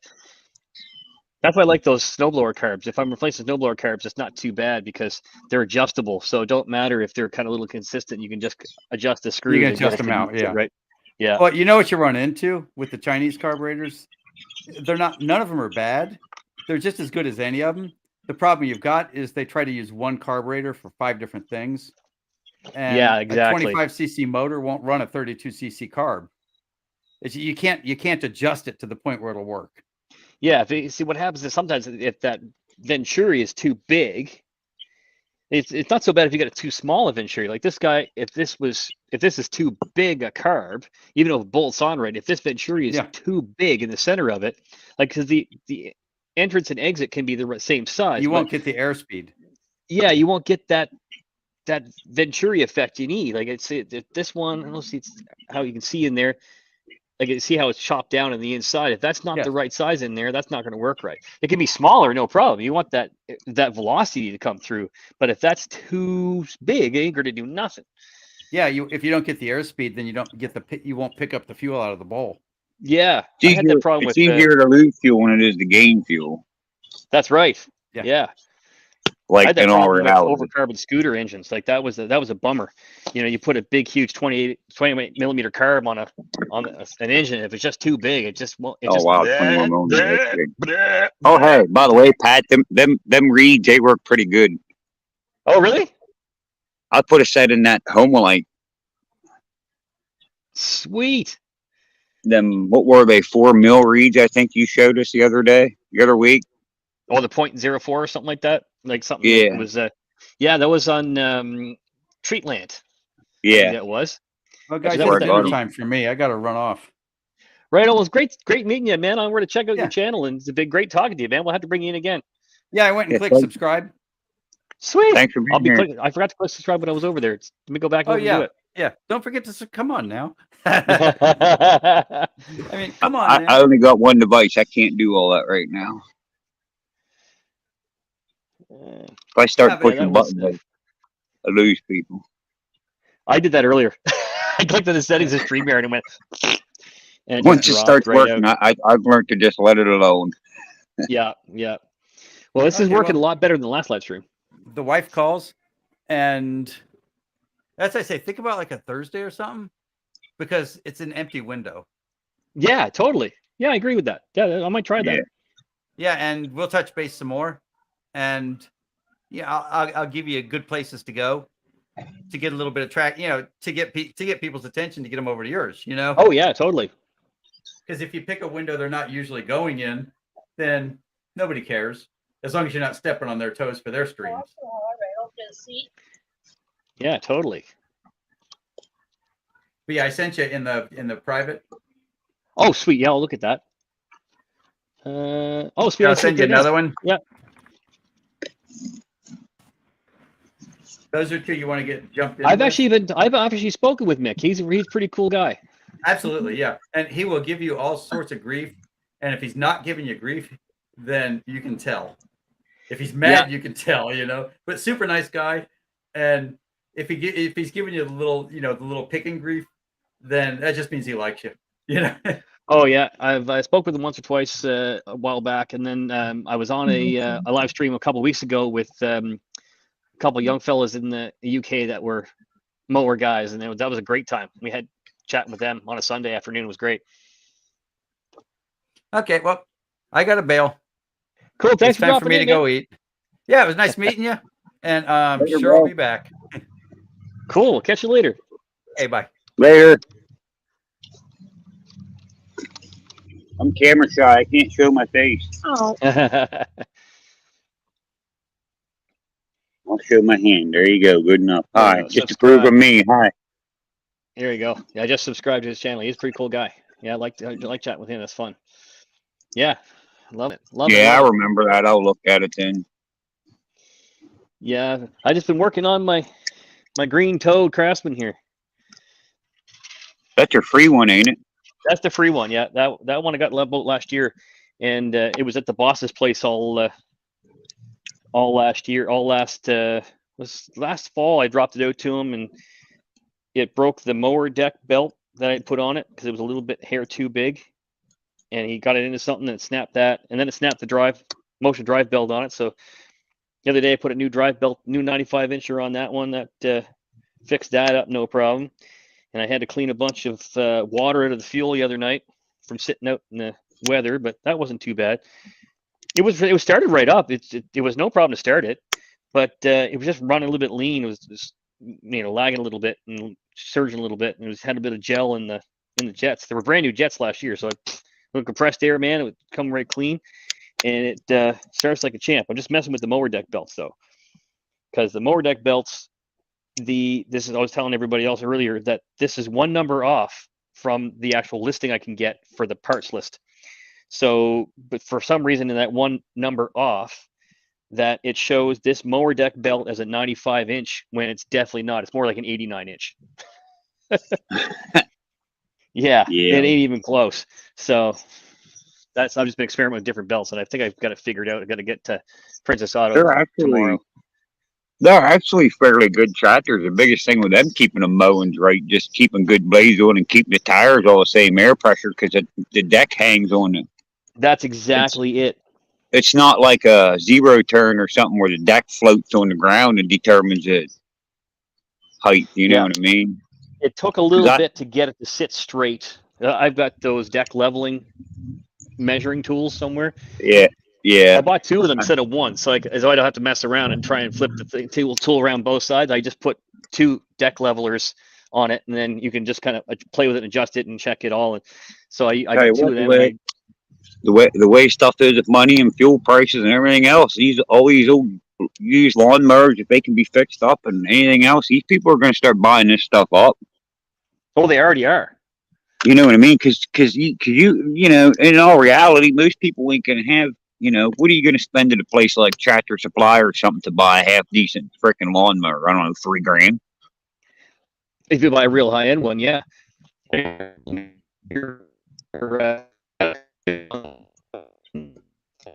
mean, they're all built by MTD anyway, but he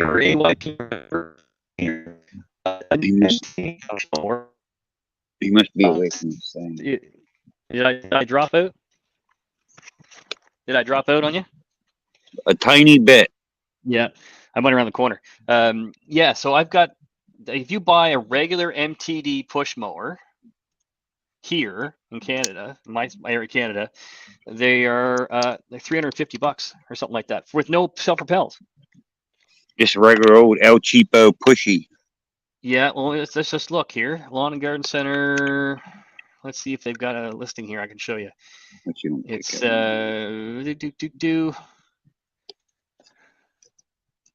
mower. Yeah, I got a better system for my live stream now. It doesn't hang and cack out on me. It's pretty good setup, whatever it is. Oh yeah, well I got a desktop sitting here. Way better than mine. Well, I use the phone from time to time, but I've got the. I mow my yard with a 50-some-year-old lawnmower. See, this is in the garage because we've got this. We're storing a bunch of stuff from somebody that my parents helped move, and she doesn't need a bunch of stuff anymore. So right now, this is like a dresser kind of thing that's sitting in the garage and right in the way. So I just put the computer monitor on top, and there's a desktop right there. And I got all trackball and everything sitting here. So this has got enough horsepower to do the job, right? So my laptop that I tried to do it with last time, it just wasn't the right rig. It didn't enough horsepower, he says. Yeah, it didn't have the right horsepower. It was only a dual core processor, right? So this has got a quad core. It's a 4-barrel computer instead of a 2-barrel computer. Right,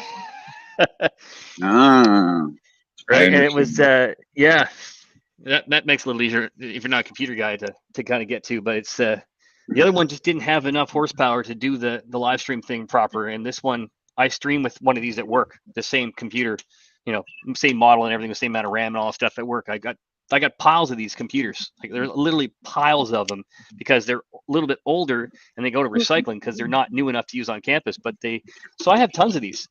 I got one in the house. I got at work. I've got like, I don't know, 5 or 6 or 7 or 8 of these hanging around. What's wrong, Mama? They're coming at my ears. So I put one out here in the garage and hooked the monitor up to it and put all my cameras and everything on it. So now it works proper. That other laptop, I couldn't make this. This is a second webcam on it. Hell, maybe that's what I ought to do. Find an old freaking. That's cool. Yeah, so now I can do my proper switching, and then this is the phone, so I can switch to the phone as a camera. So the phone's on the Wi-Fi, it becomes a camera. So I can use the phone and go, and it's on a little tiny tripod in my hand here. I can properly zoom in on something, or you can see what I'm working on the machine. Yeah, you could probably build that. You could probably build that setup fairly cheap too, because if you said that people don't want them computers, hell, they're probably pretty cheap. Well, these ones are for me are free. If you want to buy one of those computers, they're relatively cheap. Like you can buy these, they call them refurbished. No idea. Up, we're back. Something happened. Yeah. It didn't like it when you went from that phone to. Oh yeah. When I switched to so you can buy these computers. They call them refurbished because companies will take them out of a university or an office building or something like that when they just get a little bit old and they're still good. And put in the basement since last year. New hard drives in them or something and sell them for $125 or something. So I've got you ought to figure out what it would cost to do a setup like you got there, and then you could sell them one lump sum. You know what I mean? Yeah, it's pretty cheap to do because you just get yourself a good webcam. I bought this webcam from work. We get a box full of 100 of them. You know, these are it's a high definition webcam. Okay, we'll take one out of the box and send it to me, and you'll have 99. Yeah. So I just bought this one from work and brought it with me, and I'll take it back to work when I go on Monday. But we have a whole ton of them because we use them on campus in classrooms and things. It's a regular kind of webcam, but it's a nice bit of higher quality than most. So is that what you do? Is that what you do? You teach that kind of stuff?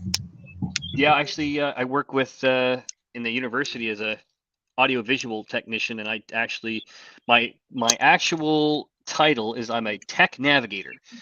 So I help people with their technology, and I repair stuff in classrooms. So I go fix a computer when it's broke or something. If somebody can't log in properly, or if they need to get online, their online teaching thing fired up in a classroom, they can't figure it out, or they're teaching from home. And so I do all kinds of stuff. Plus I do the audio stuff. So I do my sound thing, audio stuff, for events and things. And, I fix equipment when I can, and make cables, and I do all kinds of stuff. So I'm a guy of many trades. So you're like a maintenance man for video stuff. For AV stuff, audio visual, I do all that kind of stuff. Plus I do figure out weird problems for people. Like if they've got, a drawing tablet that doesn't work with their computer, I go figure out why and find the right drivers or find out what's going on with it. Like you sound like Bellhopper, but with computers. You sound like Bellhopper, but with computers. Yeah, I do the same thing with chainsaws and machines too. Like I just, I work on everything. Especially being in the audio business so long, the audio business, computers caught up with it, right? So everything's computer controlled now for all the audio gear. So when I go and do a live show with a band, it's controlled from a tablet or a computer or everything. It's all computerized, and networking and wireless and all that stuff is all part of the whole thing. So it's a lot of stuff. I do a lot of stuff that all crosses over. So this live streaming thing, I do it for a living at work. Like I've had this same setup I got here. I have same on my desk at work. Yeah, I was going to say you. That's what I was thinking. What? The hood on that. Using the tractor hood for a table. Well, that'd be fun. She's going to make some mountain pies. You know what a mountain pie is? Is that something you make on the fire? She had that sandwich maker there. Did you see it? Oh, no. Let me see. Oh, is that one of those little folding sandwich makers you put on the fire? You put something in it and you fold it closed and you put it over the fire? One of these. This is half of it. Oh yeah. Exactly what I was thinking of. So you put They're something in the bread, like a bit of pie filling in the bread, and then you put it over the fire and eat her. Put like bread and spaghetti sauce and like pepperoni and cheese in them. You can put that sounds anything in them. I've seen people put pie filling in them. Yeah, I don't. I've seen all kinds of stuff in them. Like I seen guys take like cheese and like jalapenos and chop up and put in them, and like deer bologna. Mmm.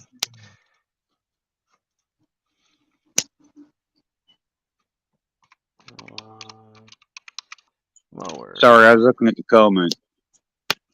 Yeah, I was getting sidetracked here with looking up lawnmowers. Yeah, things are crazy expensive here in Canada. Like they're getting expensive everywhere, but they were a little more expensive here. Let me see. Well, here's just a regular push mower, Yard Machines push mower. So that push mower, let me switch to that push mower. That's just as simple as can be. Oh yeah, no thrills, no kills there. That used to be $100 on sale all day long. I'm surprised I've seen them that cheap. Like if you go in the store, you won't see that mower. They won't offer that in store. Yeah. Like if you go in store. And in all reality, and not being a jerk, nothing against that machine or whatever, but like in 10 years it'll be junk. Oh, that's exactly it. Those engines aren't the same as they used to be. So this is more what you see in store. It's just a regular old like bag on it. I got one of those here. Somebody give me a little bit old. It's a few years old, with the Powermore engine like that on it, and it works pretty good. But it's the same as this. See the regular price on that? That's $400. $400, and that's not anywhere near as powerful as a 3.5 Briggs. The regular 3.5 Briggs would eat that for lunch. Oh, I agree. Like or a Quantum. A Quantum will eat that up. It's I like a nice mower, Cords. but oh yeah, man, some of those old engines are great. Well, Yeah, like I so said, that's what it's getting like. You can see what my yard looks like, right? Yeah. Not bad. I mow the hill out front. There's what I mow it with. Let me see. Oh, I had one of the. What is it? What is 10 it? horse. That? 107, 10 horse. Yeah, I had a one.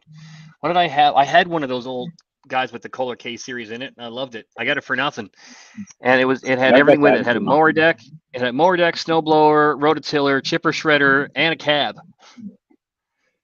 I need some more stuff outside, just outside sitting. I love the golf cart. I'm a golf cart guy. I love golf carts. Well, the block for that is HP engines now in Port Royal. It's getting bored 20 over because the cylinders about between 12 and 14,000 side round on it. Oh, is that Yamaha? Yeah, and it's got 5 million hours on it. It's 1994, and it's been rebuilt about 18 times. So it just needs oversizing to start right. Yeah, Why don't you just lay it in there, Mama? I have an 84 two-stroke. The G1. Yeah, I got a G1 too. I have a G1 too. Mine's the first year of them was trash. If you ever buy one, don't buy the first year because the engine was trash. It don't interchange with anything else. Other than that, you can take. They run both directions. Yeah, they do. Yeah, it's strange to do, and there's weird stuff with those. The one I've got is up at the campground. It kind of technically is mine, but it belongs to my buddy that has the campground. It would do with the awesome. And he gave it to me basically as mine because whatever. I rebuilt the engine. I put a new top end in it. What it was that it was the original top end wore itself out a spec so bad it tore the rings right off, caught them in the ports and tore the whole top of the piston right off. He took it over to the golf cart place, and they said, "Oh yeah, it'll cost you what do they want for it? $1,500 to fix it." And he's like, "Nah, I'm not doing that. I'll park it before I do that to it." And I said, "Mark, I can fix that. He How says, you doing? He says, you sure you can fix that? I said, of course I can fix that. So I go on good old eBay, and I found a place in the States there that sells all the parts at a good price. And the guys were awesome to deal with. I can't remember what the name of their cart supply place was, but they sent me this whole top end for a couple of $100 or something like that. And I put it all together. It's not the tightest top end in the world, so it's got a little bit of piston slap to make a little bit of noise, but man, it goes like stink, works perfect. So I had put piston rings, cylinder, gaskets, and cleaned everything up and put it back together. Man, the thing runs like a champ. We're gonna build another one. I had one and I sold it, and then I acquired this other 2-stroke one, and I got this in here that my kids and shit run around up at my dad's. Well, anyway, that fucking kids blowed it up. So anyway, long story short, you can put I shouldn't really tell you this. You could put a YZ250 piston and cylinder on one of them with a little bit of machine work on the bottom end. It's really super easy to do. The wrist pin and everything's the same. And when I worked for Jake, which is Steve Steinley, me and him did experimental stuff like that. Like there's a kit out there called a Jake Big Block kit. You look at it. It's a 24 horsepower Honda that me and him figured out how to put in a golf cart. And it was just because we were bored. And now people buy them. And then he had Zemco make headers for him and stuff. So they're like really super loud. And we built a freaking, he ended up patenting some of that stuff. We built a long travel suspension, like a 4-wheeler would have on the front of it. I did have one with a snowmobile motor, and I had one with a 440. I had a G9 one time with a 440 engine in it, and I sold it. I had 4 holes cut in the back of the plastic on the back of it where I just run the pipe straight out. Didn't even have no mufflers or nothing. I sold it too. Of mine, man, it goes like stick. It doesn't. When we run it, the golf. See, what I do is I'm working at the festival, so and I'm doing sound. Yeah. I do 40 hours in a weekend, but after the show is done, I'm out driving my cart around. I got headlights, tail lights, working brake lights, and 4-way flashers and all that stuff, and the hill on the back of the campground is like a ski hill. It's really, really steep to go up to the main road. So we go up back and forth up the hill and down the hill in this campground. Super steep campground. And man, that'll take 6 people up that hill. all hanging off the cart, doing wheelies up this big steep hill, and that thing just takes it. They're like, if you think about it, like Steve always said, and he'd been in the golf cart business his whole life. He said, "Do you realize these things are built for the fat, lazy man?" Yeah, exactly.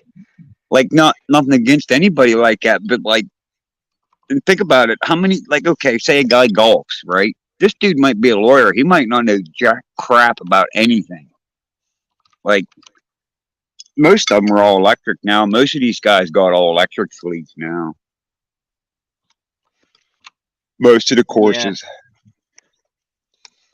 Around here, they probably won't go electric because it's too much of a pain. It just depends on where you're at, what kind of golf carts you're running. Like if you're on the coast, like anywhere along the ocean, 99% of the time they're going to run a club car golf cart because they got an aluminum frame and they don't tend to rust like an Easy Go or Yamaha with a steel frame. Yeah. The further in you come, campground is right on the water. Like we go down to the bottom of the campground and we're right on the Bay of Fundy. We're right on the beach. They're probably running club cars. They're probably running club car carts up there. Yeah, he got a couple of club cars and a couple of G2s. The club car carryall was probably my favorite golf cart, other than some of my favorite golf carts would be a G1, like an 83 to an 85, 6 G1. A club car carryall with a Kawasaki engine in it, which they had, I forget what they were. What were they? 14 horse, I think they had in them. They were good carts, and I liked the G29 because it was a first fuel injected golf cart, but it was like not really fuel injected. It was kind of built like a 595 XP is. Like, does that make sense? Oh yeah. It was like a 500 eyes like that too. It's not really fuel injected. It's like controlled metering. Yeah, it's like a solenoid controlled, Yeah. Carburetor kind of thing. Yeah, like hell, it's a carburetor. The carburetor looks the same, and yeah, you're right, and it's just all tuned in within the coil. And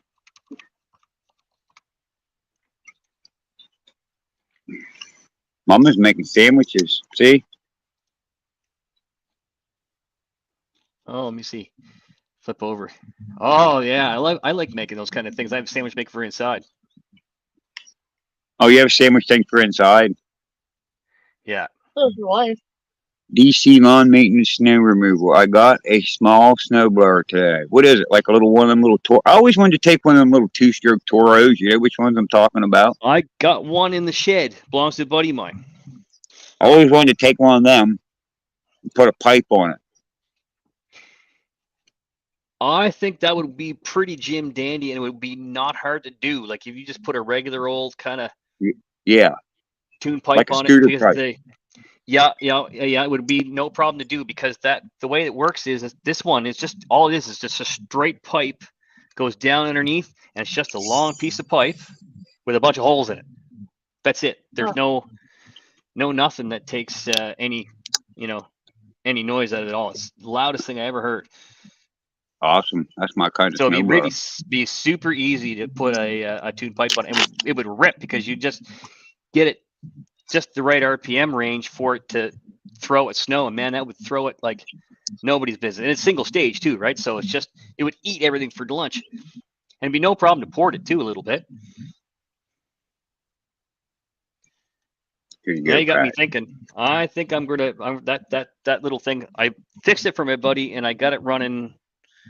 Not last winter, but the fall before, and then it sat for a while, and the junk that was still left in the tank, it messed the carburetor up again. So I got to take it apart again and fix it. Maybe this closer to fall here, I'll take it apart. But I don't think he would argue with me porting it. He's one of those kind of guys too. So I think I should port it. I thought about that, decking about 20 thousandths off a cylinder on the bottom of one. We know this so guy. Whoa, bearded and rowdy. Look at him support. Look at him supporting the Canadian people all of a sudden. Hell yeah! I've supported America already plenty enough this weekend. America's kind of okay, but the thing is, it ain't us. It ain't your country. It's a damn globalist. Well, there's been a couple of care packages sent out in the last 24 hours to a couple of channels. Let me go get my smokes.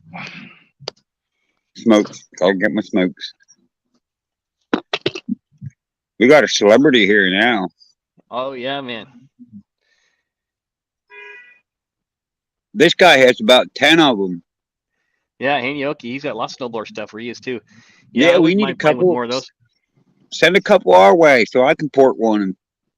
And it don't even snow here. I can just get it out and grab it up and blow grass with it or something. Well, that one I have here that I fixed up for my buddy, he pulled it out of a shed up the road from him, and it was completely stuck. The engine was so stuck, but it wasn't stuck rusted. It was stuck with just old two-stroke oil and sitting and gummed up. I had to sit there. I think I took 45 minutes to an hour with the torch. I just gotta throw in some food in there because I'm pretty sure we're supposed to talk about it on here.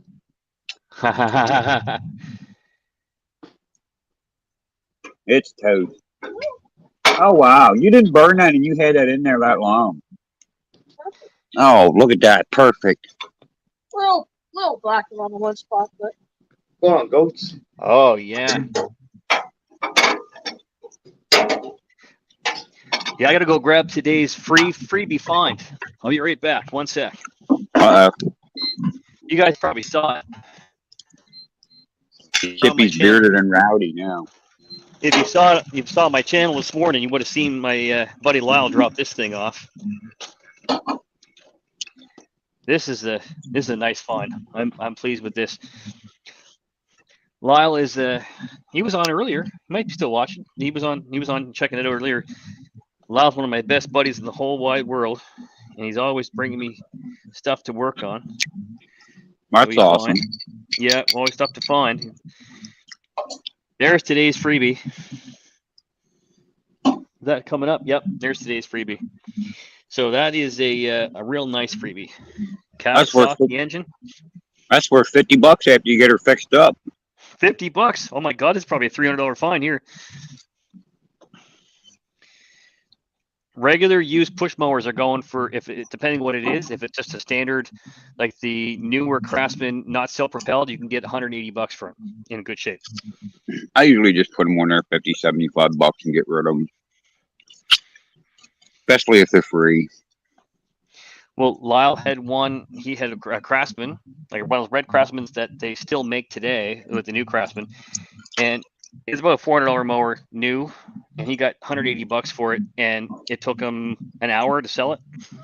Yeah, people don't. You got to understand. Like, you always see people posting it like they found a free chainsaw or something. Them people might have run that saw hot, and then not knowed how to run it, and couldn't get it started, and it was flooded, and all of a sudden it was a piece of junk they should have bought a steel. Yeah.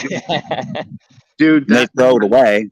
That's how I end up with chainsaws, like even for free. It's and then somebody like Chippy comes along and he's like, "Oh, hey, a chainsaw," and it's sat in there for half a day and cooled down, and he goes over there and pulls and it runs. You know what I mean?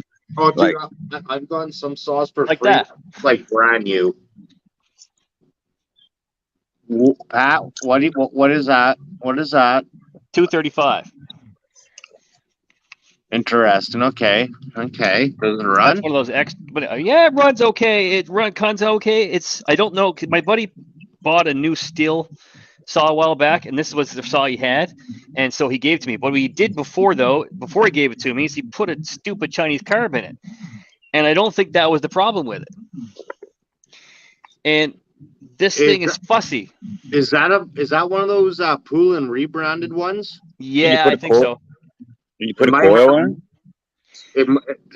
The Impulse boot, if it's like my 135 or 136, and a lot of the other Poolers, they have that, like, it's a separate tube for the Impulse. Yeah, that one doesn't have an Impulse line on it. It gets it right off there's an Impulse hole right in the front of the carburetor.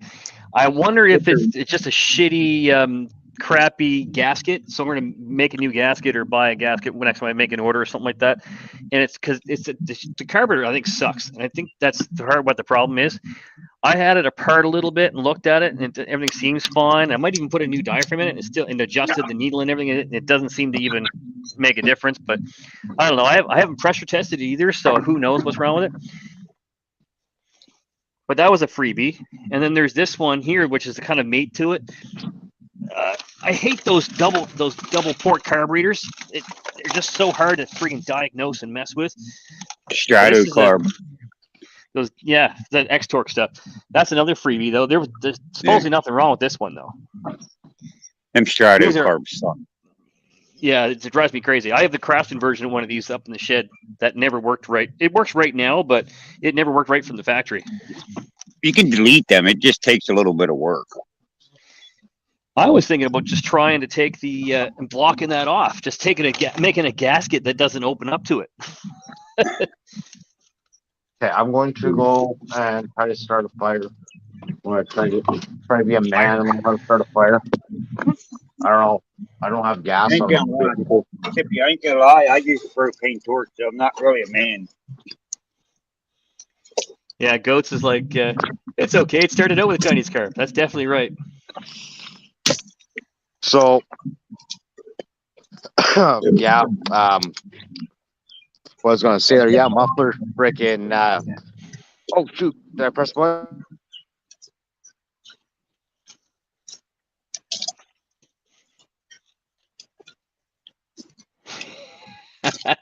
Yes, Goat says, I have one of those chainsaws, let the chickens roost on it. Yeah. I was trying to get that in there so you could cook. If you understand there what I was doing. I almost had one of those wild things last week for $20, but I missed out on it. Whoa, Mama's on camera. This is my favorite though. That's my favorite CB all those saws. That's my important little. This I love. This I love. Did you build an Iron Horse muffler for that? I sure did. Put that up there again. Let me see that. Yeah. Oh, that's badass, Pat. Little bit. Yeah, I thought everybody saw that one on my channel so far. Yeah, that didn't take long to build. Does it change it? Oh yeah, it sure did.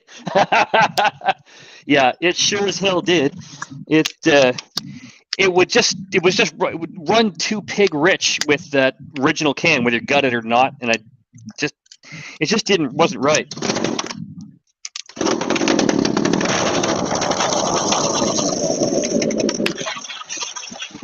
Sweet.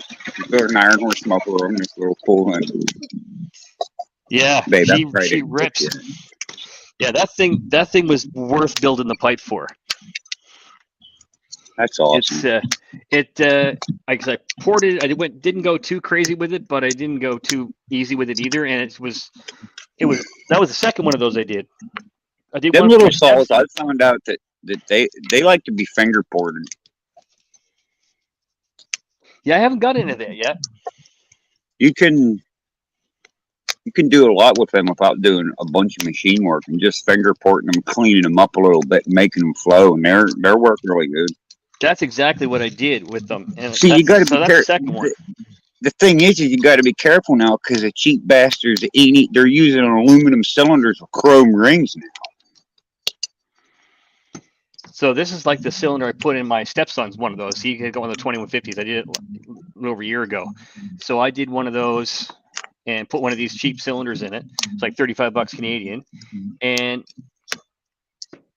it came out really well. And it rips, and it rips like that one does, even just with a bit of muffler mod. You know, they got the double rings and everything, so it's not crazy. But you just, like you say, you just clean them up. And I didn't even touch the transfers on them. I just left it alone for now. The same with that one. Just left them alone. I didn't even rough them up yet. So I did an experiment to see what it would do is just change the duration of everything. So I got about 155 degrees duration on the exhaust and 150 on the intake or something along those lines. I can't remember what it was. And then just roughed everything up and cat's tongued everything and, you know, cleaned it up on that. That was a stock cylinder. And Stepson's is one of these. And man, it rips. It just simply rips. And I figure once I just mess with those transfers a little bit more and, you know, get them a little bit better texture inside and maybe change them a little bit, and man, it'll be like an entirely different saw even again. I just like messing with them. They're all right. Man, it depends. I hate strato carbs. I don't like them. Yeah, those things freak me out. That's all I want to do with one of them. Is just is take it, and I think that my theory is the other version of those like that little Husqvarna, they're the 100 series, like Chippy was saying, they're like, it's the same saw just with the different cylinder without that weird carb, and it's just a different carb adapter. So I figured by bolting in one of these kind of top ends from the other series of saw, you could do away with those crazy carbs altogether because you make it a standard cylinder. You'd have to try it. And I'm about to try it. I'm about to order the other style of cylinder from the other series of saw. That's like the same saw, just without strato carb. We're about to put a 450 Pullman Pro 455 cylinder on a P42 Pioneer. Same cylinder there. I just got to do a tiny bit of work. It'll fit. Yeah. But that little 2150 down there, all I did was just, I didn't even touch the intake. I just notched the bottom of the piston out to get my intake timing. It was Chippy said he's waiting in the lobby. Oh, geez, he must have come back in. I just seen that in the comments. Sorry about that. Oh, yeah. There you go. Oh, now we're ripping. Chippy's got a fire going now. Peppy, 64WD. Great to see you. What is he? I pushed a button, boys. Sorry. I did that earlier. You did a muffler. Wow, I'm in the middle. I'm thinking about taking that strato carb setup and just blocking it off. Because those things have the dual ports, right? You can come down. Yeah. Was I sleeping? Laptop, you turn around, go back upstairs. Was I sleeping? Yeah, they're my blanket. Yeah, because isn't the idea about those? They're like they're not really a thing for performance, like they say they are. It's just more for emission stuff. So it just mixes fresh air with the exhaust. Is that how it works? Yeah, pretty much. That's their theory behind it. Yeah. Just to get the EPA happy, the EPA. Yeah. Yeah. I was gonna say there you go. Hello. It's, giving back to the American chainsaw. Burn the cups in there. Yeah. Get them off of me. Set them over here in the wood pile or something. Set them over here in the wood pile. Somebody got brand new top end rings, or brand new rings, top end bearings and steel sent for one of his for his new to him projects. And somebody else got another pricey care package too, but got a lightweight 24-inch Sugi bar, new chain, piston, because the top end I got to send out for it. Yeah, whole bunch of goodies. You're the man, Chippy. I sent some stuff out. Just giving it, just give back to people, right? Like, Hey, you know, if it fits, it ships, right? well, I had to ship some stuff from Pay in Canada, ship from the States to the States, if that makes sense. Well, Yeah. I sent that wild thing out to frickin' Aaron, and I was like, well, I sent it the first time. I sent it to the wrong address. Well, anyway, I sent it again, and I put it in a priority box there to be there Monday, like a couple days. If it fits, it ships. I took it off, and Misty's like, this should be a little bit flatter on top. She goes, oh well. So I'm like, all right, because I have another saw I'm gonna send out to somebody. So Yeah. So I did a little better job with this. The other one, she was a little more prouder of me. Yeah, no, like you'll find out soon who kind of got what or whatever. It'll show up on the old tube. It better be me, or I'm gonna unsubscribe to you and you put a bunch of hate comments on your channel. I'll go for it. I could care less, bro. I got something here for you too. I gotta finish it and then send it out to you though. I do have something here for you. I've got something here for you too that I'm gonna send north of the border.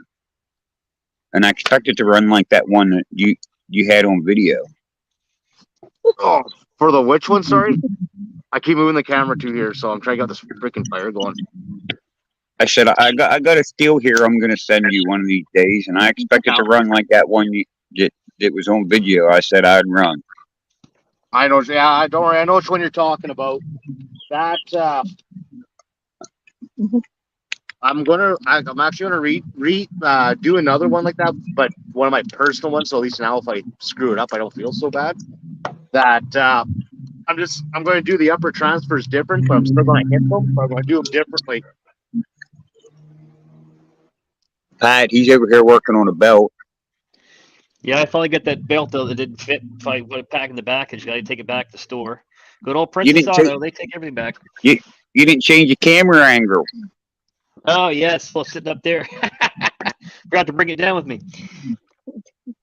No, I got this rod sitting here that I got to put back on this deck now that I accidentally ripped out of here, and I don't know how that's supposed to clip back in there like that. This is the one this is the arm. What's that, Manitoba maple, Chippy? No, this is just poplar and stuff. I'm just trying to get it. Just trying to get hot. Like I gotta get some good coal so I can start burning this wet cottonwood. And then some of the more cookies and sawdust and shit. So hey, you're still cold up there. You got a coat on. I had to put it's shady back here. I had to put a sweater on just to stay like warm. I still got shorts and sandals on. Yeah. Ow. Oh That's yeah, pretty damn cold before we don't wear shorts around here. What's that, Pat? Has to be pretty damn cold before we stop wearing our shorts. I don't wear shorts generally unless I'm out Look, look, I even got the skater shoes on, boys. Oh really? I'm not. I don't wear thongs. I wear these. Those are sexy. Oh, you Vans, right on. And my chicken legs. Love it. Chicken legs. Do you get? Muffler, do you even get a tan over there or what? Yeah, I guess. I don't know. Can you see it through the tattoos? I don't really have that much white skin anymore. So kind of just different colors. Goats. That's what I was doing from when I was doing some noodling. That's what I was using for my fire starter. I love using that stuff from doing ripping and shit stuff. I should say. Oh, that's awesome. Actually, I need to find another one. I need to find 2 of them 026s, the same saws, and put them in a box and send you. And you can build me one, and you can build Goat one. Goats is going to kill you one day. No, he won't. I'll run away. Yeah, well, just remember one thing: you can always run faster scared than you can mad. Nah, Goat wouldn't. That's me for sure. Nah, Goat's cool. I want to meet Goat. I can't wait to meet Goat. Oh, I'd like to meet goats. Unfortunately, I'm so far away from all you guys. Like for I know. States, and then trying to cross the border is a whole nother story. I know. Just imagine if it was freaking 20 years ago, pre 9/11. Not even 20 years ago, just if they didn't have so many damn restrictions for everything. Oh, goddamn Trudeau. Oh, don't get me You know, started. King Trudeau. Yeah, we don't like that guy. the world went to shit when they started smoking strawberry vapes instead of Marlboro Reds. World went to shit when Ontario people started voting in Liberals. Yep. Ontario. Canada's huge. We're huge, but like population versus land mass, we're really big when you think about it.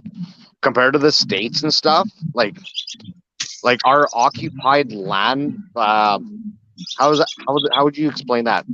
If you like the X number of people per acre, for example, we have substantially less compared to like you guys south of us. And not only that, if our population dispersed, and I think it works out to be like everybody can have, like, if you gave everybody an acre, you'd still have a ton of free land, like for Canadian, for the Canadian population. Like you would still have gobs and gobs and gobs of like unoccupied land. But see, like Pat, I don't know like what's like where you are, but like here, like we, like in Manitoba, like the southern region's all farming, and then as you go north, it just turns into big bush and swamps, basically. Well, here I got the maps going on the other screen over here. See, I'll show Chippy, you. you're pretty close to whatchamacallit, Nick up there. Where's South Saskatchewan Well, farmer. I'll show you where I am now. This is. I think you and Jay are pretty close to him. Jay, I am. Me and Jay are about 6 hours apart. Take or give, like an hour. I think And he's then going to Evan- solve it. I think he's going to that thing for Bushman. Yeah, it depends what's going on at that time of year. Me and Jay are already talking. I might go down, either with him or we'll like. If I can get across, I'm going. I can get you across on the Manitoba side. I can get you across on this side, but it's like a long ass drive from here to where Bushman is, though. See, Bushman's only technically 5 hours from me because he's only like an hour and a half on the other side of Niagara Falls border. Yeah, he's down. I can't remember the town he's in, but he's like in the vicinity of like Windsor, Ontario, like just somewhere. Yeah. All right. Pat, I don't know if he's, you guys Pat, can he's see over this here very on well. Google Maps. Yeah, so this is the area I'm in here. So if you look, this is Nova Scotia. Buddy of mine's Where's in So, actually. so Oak there's Island. Maine over here. Oak Island's down here. You can actually see Oak Island here. Oak Island's down this way, down the South Shore. So this is the South Shore, Nova Scotia. Oak Island's down this way. Cool. It's down this right down here somewhere. It's not that far down. La Have, Oak Island's, yeah, you're looking at Oak Island and around here somewhere. There's Lunenburg. Where's your place at? I'll show you.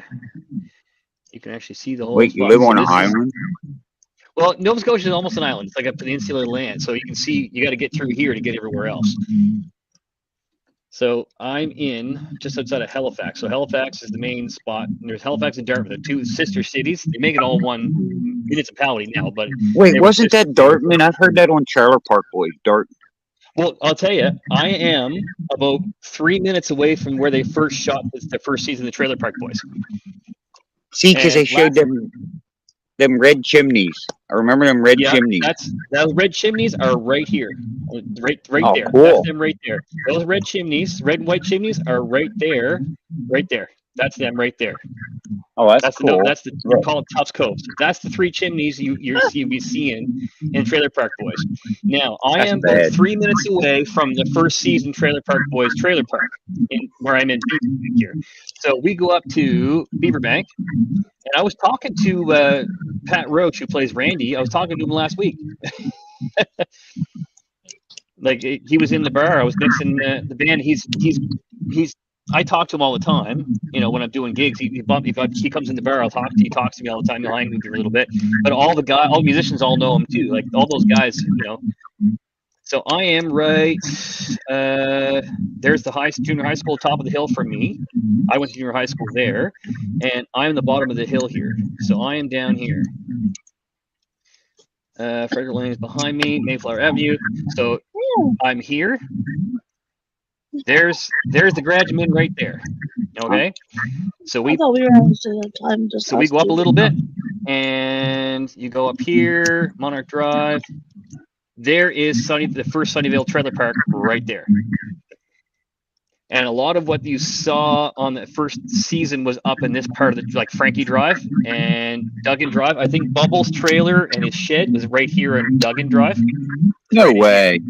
Yeah. And Lucy's trailer was down over here, either Thorn or Fern, because Lucy's trailer, they rented my cousin's trailer for the entire summer for Lucy's trailer. It was down here somewhere. It's either this part of Duggan or Fern, or one or the other, or maybe Susan. It was right around here somewhere. So this is the first season of Trailer Park Boys was shot right there, and this is Beaverbank, is what this is called. That's awesome. Yep. And there's a hall there they used for their base of operations was right here. So I drive past this every day. This is how I have to get out to anywhere. I have to drive right past this. This is about 3 minutes away. Bro, that's a big trailer park. It's not that big. By the way trailer parks go. Around here anyway, that's not a very big one. It looks big on the screen here, but yeah, so that's where the original Trailer Park Boys was shot right there. And you can even go, you can even drive in there. So with the, so there's the main road here. Boop. So there's Sunnyvale Trailer Park. Right there. There's the entrance to it. Wow. Why are you getting rid of all your stuff? What are you selling, Pat? I ain't selling nothing. Let's go to Chippy's house on Google Maps now and see if we can see him. Yeah, so we saw my place. Let's just pop out of Street View. Go to Muffler Top. If you look at Nova Scotia, though, you can see how unpopulated it really is. Like, we only have maximum 1 million people on this landmass. There's not that many people up there. No, we literally only have less than 1 million people. And go to Pennsylvania. Okay. Hey, Pat, how far are you from Winnipeg since you got maps brought up? That's got to be like a 38-hour, 36-hour drive, I bet you. Let's see. What did I miss? Goats. You talking about all that wood and stuff? Is that what you're talking about? A boot? Or as we say down here, a boat. I float a boat in my boat. There we go. I have to change the mirroring. That drives me nuts when it's backwards.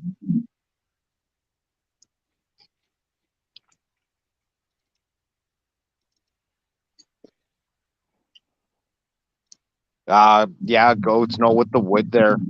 I got more like Kentucky on the other side. So I'm just trying to burn we want Pennsylvania. Because I got like my Goodwood pile is kind of along the fence there. Pennsylvania. There you go. Click that. Yeah. And everything out here is like it was just cut in that November. Go to Harrisburg. Yeah.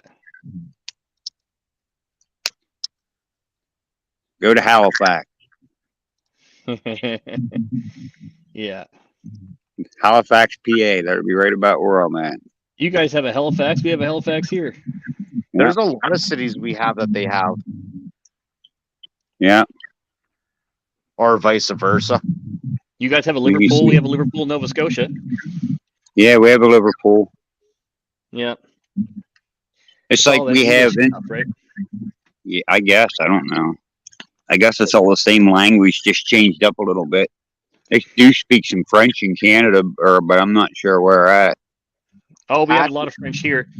And then if you go to North Carolina, go to Statesville. South. Yeah. Virginia, North Carolina. There we go. Statesville. That's down and around where Bellhopper lives. Yeah, he is. Probably have to zoom in a little more to get him. You can just put Hickory into. He's east or west of Charlotte. Yeah, so he is. Where is he? Charlotte. Yes, he's up here. He's more inland. Yeah, he's like Hickory. Hickory is pretty close to him. There's so many more roads. Well, man, but down there it's not like you think it is. There's roads, but it's like people down there. Like you could and the awesome thing about down there is like you could have a $250,000 brand new brick house, and there's junk sitting in the yard. Like people just don't put enough in the way down there. So that's way more populated here. Yeah. Well, states in general, like unless you get like really remote places, but easier access places, yeah, there's a lot of population in them. Where's Chippy's place at? Let's go to Chippy's. Go to Winnipeg. Did you check, Pat? Did you check the drive time between you and Winnipeg, or like your town in Winnipeg? Oh, let me see. Because me to Toronto's like 22 or 24 hours. And Montreal's like 32, so you're gonna be like 48 hours. I bet. Chippy. Yo, when we went to Minnesota last year, which I'm gonna go again this year, me and my buddy, we drove that, both of us, in 20 hours. I drove till I got tired for like 10 hours or something, and then he drove. You know what I mean? It only took you 10 hours to get tired, or were you driving mountains?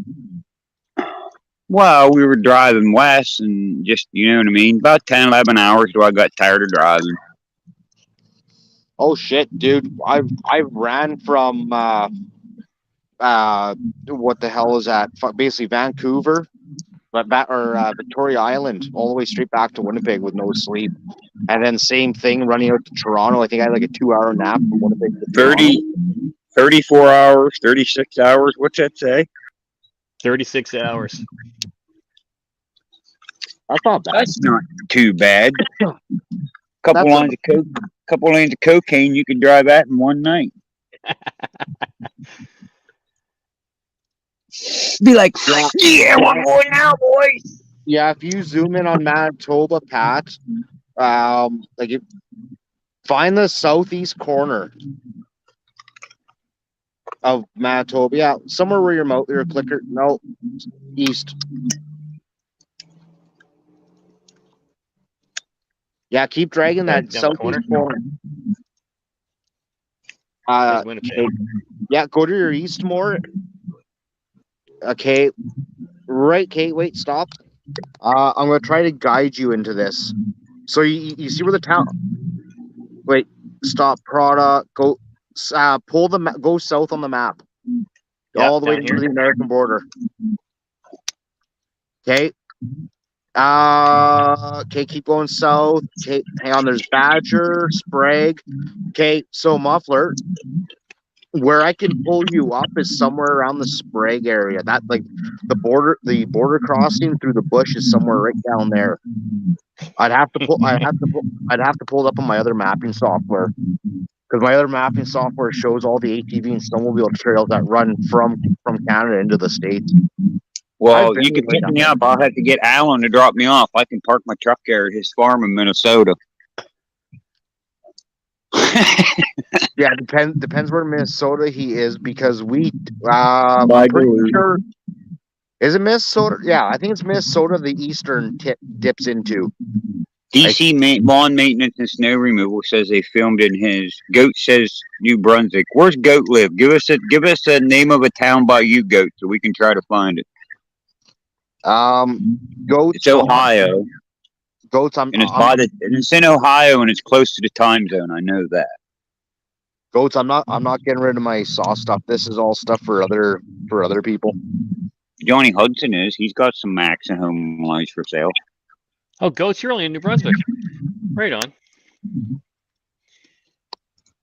New Brunswick's pretty big compared to Nova Scotia. Oh, Goats is Goats in Ohio. Yeah, he's down south. He's south of us. New Brunswick, Ohio, maybe. Yeah. It's a lot of highways running along. I know, right? Look at all that. There's like.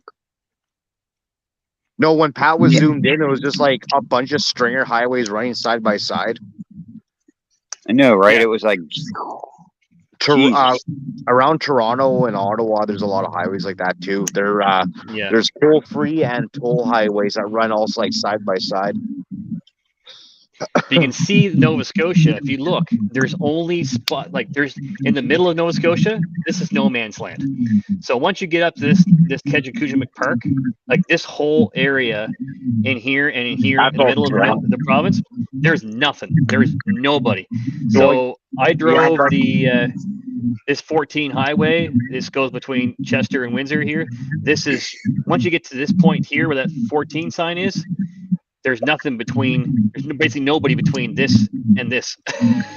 Like in this New Germany spot here, there's nothing there. Like there's a couple of tree farms. That's it. That's all swamp in there. You can tell, by that imaging. It's a ton of swamp and probably rocky. Oh, there's so many lakes. Like Nova Scotia is full of lakes. It's just all lakes. Is that all mountain range in there, or is that just like hilly areas? They call it this. See, if you're on the North Shore over here, this is Annapolis Valley here. Okay. They call this the North Shore, and then this is the South Shore. So South Shore is where you got the Oak Island, and this is where you have the Bay of Fundy over here. This is where the highest tides are. The Bay of Fundy over here, highest tides in the world is over here, and this is what you call a drumlin between the North Shore and the South Shore. So they call it the North Mountain if you're on the north side, or the South Mountain if you're on the north side, but it's not really a mountain. It's just a big hill. Okay. Goats also said he's by Delphos, Ohio. Oh, I see. Yeah, look at that. Let's see. Ohio. Oh, Tucky. It doesn't jive though, muffler. Oh, Tucky. Chicago, Illinois. Right there. Over. Go back the other way. Yeah. Right there.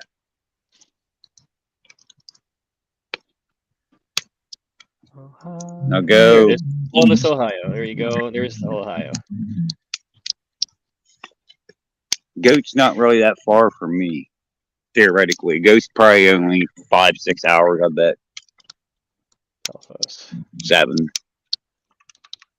8, something like that. 5-8 hours.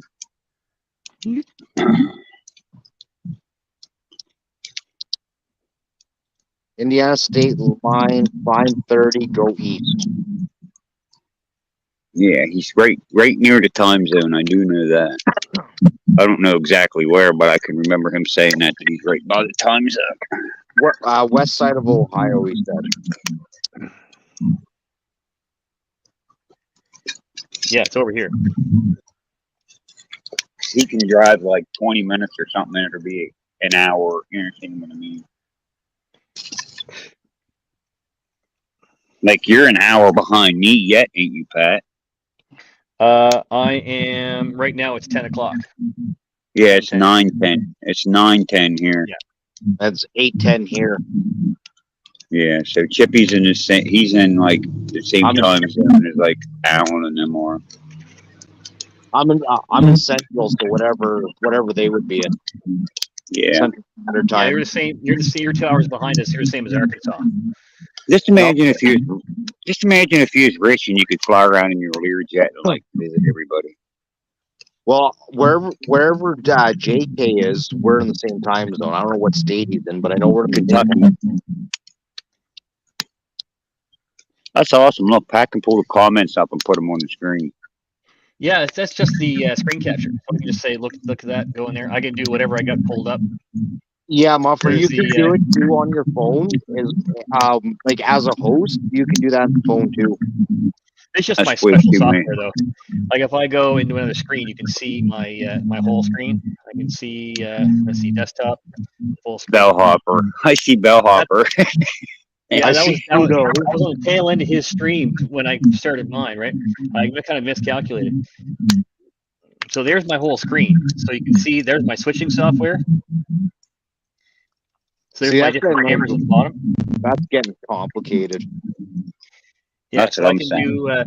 There's my, Okay, so how much money do I have to give you to get a setup like that in a box so I can get it sent here and plug it in and enjoy it work?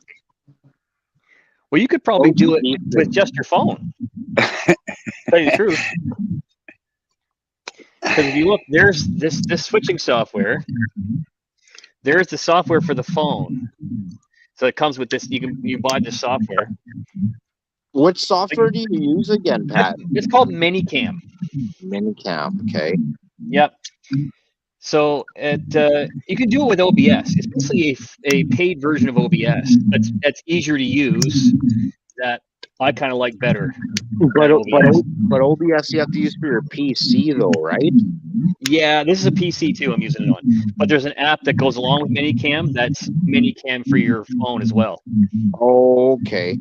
So it allows you to use the phone as like a switcher as well. So the phone software, if you look, it uses a camera, or you can do these little pods on the side, or like the switching of the app on the PC. So I can, in those little boxes, I can put videos and pictures and stuff from the phone, as I can do videos and pictures from this device. So on the computer. So I just go over to my. But you need the computer, the hub to do that, though. That's right. Yeah. Oh, You can do it with OBS too. There's an app for OBS to do it too. But if you look, I'm showing my whole screen. So there's my switcher software. I can pull up and say I want cameras in here.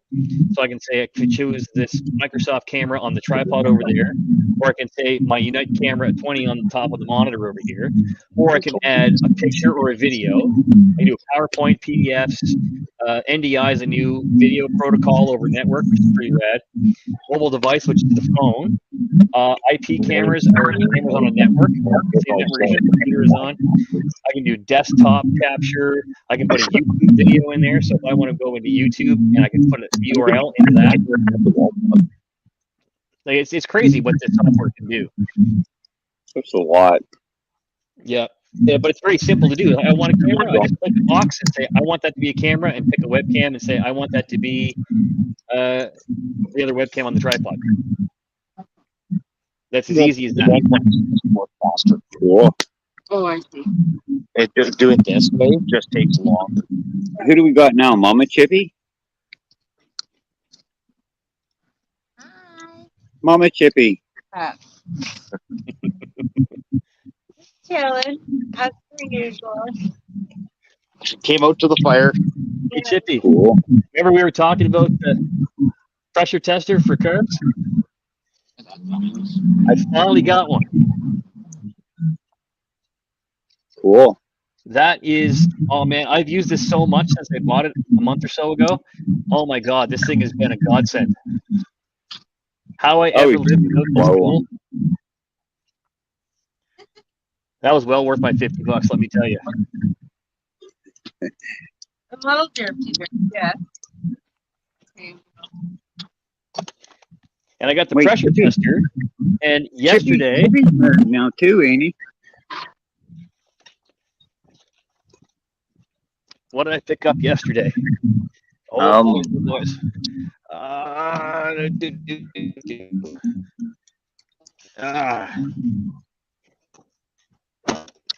Yeah, I'm getting geared with the Well, at least it ain't diagnostic tool. snowing up there where Chippy's at. Yeah, here's something I had one of these before, but it went missing. Yeah, Now I have the vacuum. pressure tester and the vacuum tester. Oh, You can I'm test excited for cylinders. it too. You can test cylinders too, but you got to make like a plate and block the stuff off, so like you can Yeah. check seals and shit. You know what I mean? Well, that's what I'm going to be doing with both of them. I'm going to be able to do vacuum or pressure, and I'm really stoked about that. I have one in here. I just have like a couple plates. I have different holes drilled in. I use. Yeah, I'm going to make a couple of plates like that. Just find some scrap pieces of stock and just start making stuff like that. That's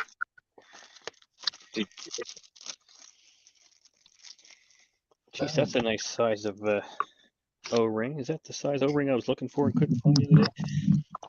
Man, I had. I've learned though, man. I've learned it's not worth it if you're going to take one apart and not put seals and stuff in it. It's Hey, silly. Stella. Hey, Stella. Yeah, and Welcome, Rob Stella. hasn't got back to me either. So, and How was Stella today? The lawnmower lady. Yeah, Hey, lawnmower lady. I'm just showing the boys some of my new purchases. I got a vacuum tester. If you You're had- married now, ain't you, Chippy? not till July, Not Oh. yet. unless she kills me before then. I might- So she can still back out. Yeah, she has time. I don't blame her if she does. So Where you honeymooning at? in the backyard, Cool. What day you getting married in July? 23rd. It's not a garage. July 23rd. Stella, what are you up to 23rd. tonight? What's I have your a question. work? Are you gonna video it? I'm going to try, but the you reception with the shit's up there almost every year. So unless they put towers up there, I might not be able to. I put what video I had in mine when we got married, not because just to think about it. It's like saving free data. That's the way I think of YouTube. Like, you know what I mean? Yeah, like there's going to be like whatever phone stuff and like drone stuff. Just a little bit of everything.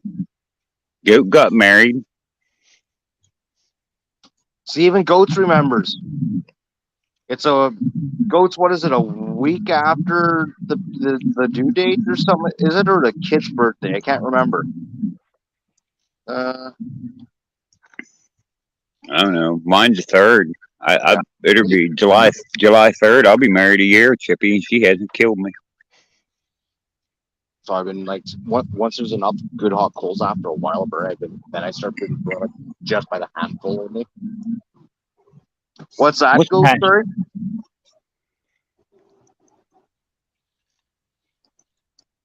Man, you know what tells me I got to get organized with my parts storage? The other night, I was out here working on my other Craftsman tractor, and it's got that Kohler engine on it with that stupid,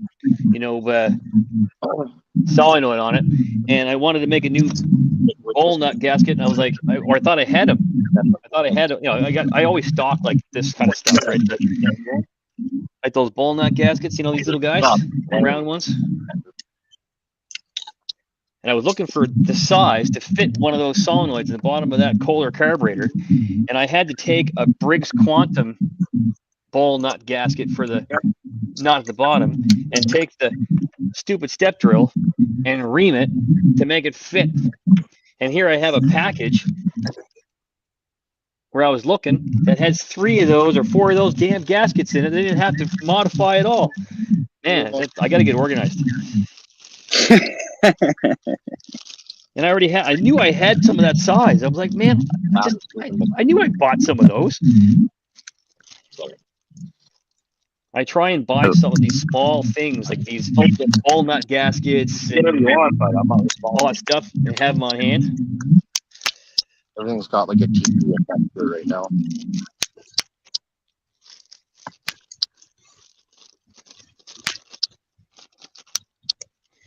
Yes, there you go. I didn't Is have that to one of make them one of those. smokeless? That's one of them smokeless things Chippy has, ain't it? What's that, Mom? Yeah, that's one of them smokeless fire pit things, ain't it? Yeah, you can get these at any point in time. Your appliance size at home too. Yeah, that's exactly what that is. Yeah, washing machine tub. Yeah, like I took my stepping reamer and drilled a bunch of holes all over, like around the midway. Get some more air in there, but it's like they're not big enough, or they need more. One of the two. You see mine? Mine's a bunch of bricks stacked around a circle with a hole dug in the ground. Okay, that's his son's birthday. Okay, due date's the 21st. Go. You got a busy July, dude. His son's birthday, his birthday, and the 21st is the birth of their child. They're all in July. That's a lot. Damn it. Smokeless, you had to say something, Muffler. Oh, I forgot Smokey was with you. Well, we're not burning like perfectly good dry firewood either, though. Well, maybe if you'd season that stuff a little bit. I use seasoned stuff to begin with. This is just stuff that I'm just tormenting Chippy. I'm not. It's a lot of cookie stuff and stuff. So there's a yeah, hole. I actually burn a lot more wood than. It burns longer though, and like just and there's not enough oxygen getting from the underside of it either, though. This is just dead oak. It's been split up, stacked up. It burns fairly decent. There's smoke on it. There ain't a bunch on it. But... No, well, but the problem is too that there's not enough holes on the bottom side there to pull in enough oxygen. Where like yours just pulls like it's wide open. Oh yeah, we run the garlic right through. Yeah, we're like. Yo, listen. Listen. If you're ever at the scrapyard and you see truck rims. Oh, dude, not the other house. That's what my fire pit is. I welded it up in the backyard, brought Buddy's oxyacetylene torches over, and we cut that and rolled into it. If you can find ones that have the old frickin' Bud type wheels on the back, they don't even have a center, and you can just take 2 or 3 of them and stack them up and weld them together. Oh yeah, because they have those weird clips that put the hubs in, right? Okay. We got, I don't know what they were from. They were new production, but they were rejected, I guess, whatever, for quality testing. Brick, man, those things must have been like 3-4 feet across. I was just like, damn. But they had the mounting flange in the middle, like they would have had to torch out, but size-wise would have made a perfect fire pit.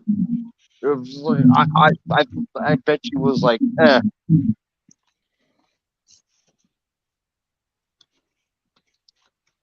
That's what you need to do. Next time you're down there and you see some truck wheels, just grab a couple. I've seen people do it with car wheels. Well, I'm using highway tractor rims. I'm using a 24, a whole 24, and then a 24-inch split rim. Yeah. At the other house, so it's about the same opening as this in the middle, but it's not as wide open, OD kind of thing.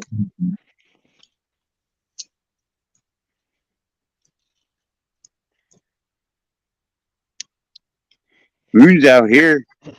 Oh, let's see now. I guess I had that herb pulled out underneath here on that mower deck, and I was like, couldn't quite get it back in the hole. Now I got it back in the hole. I can put this back together. Pull this now it likes you again. It likes you again. We're gonna go test mow at night.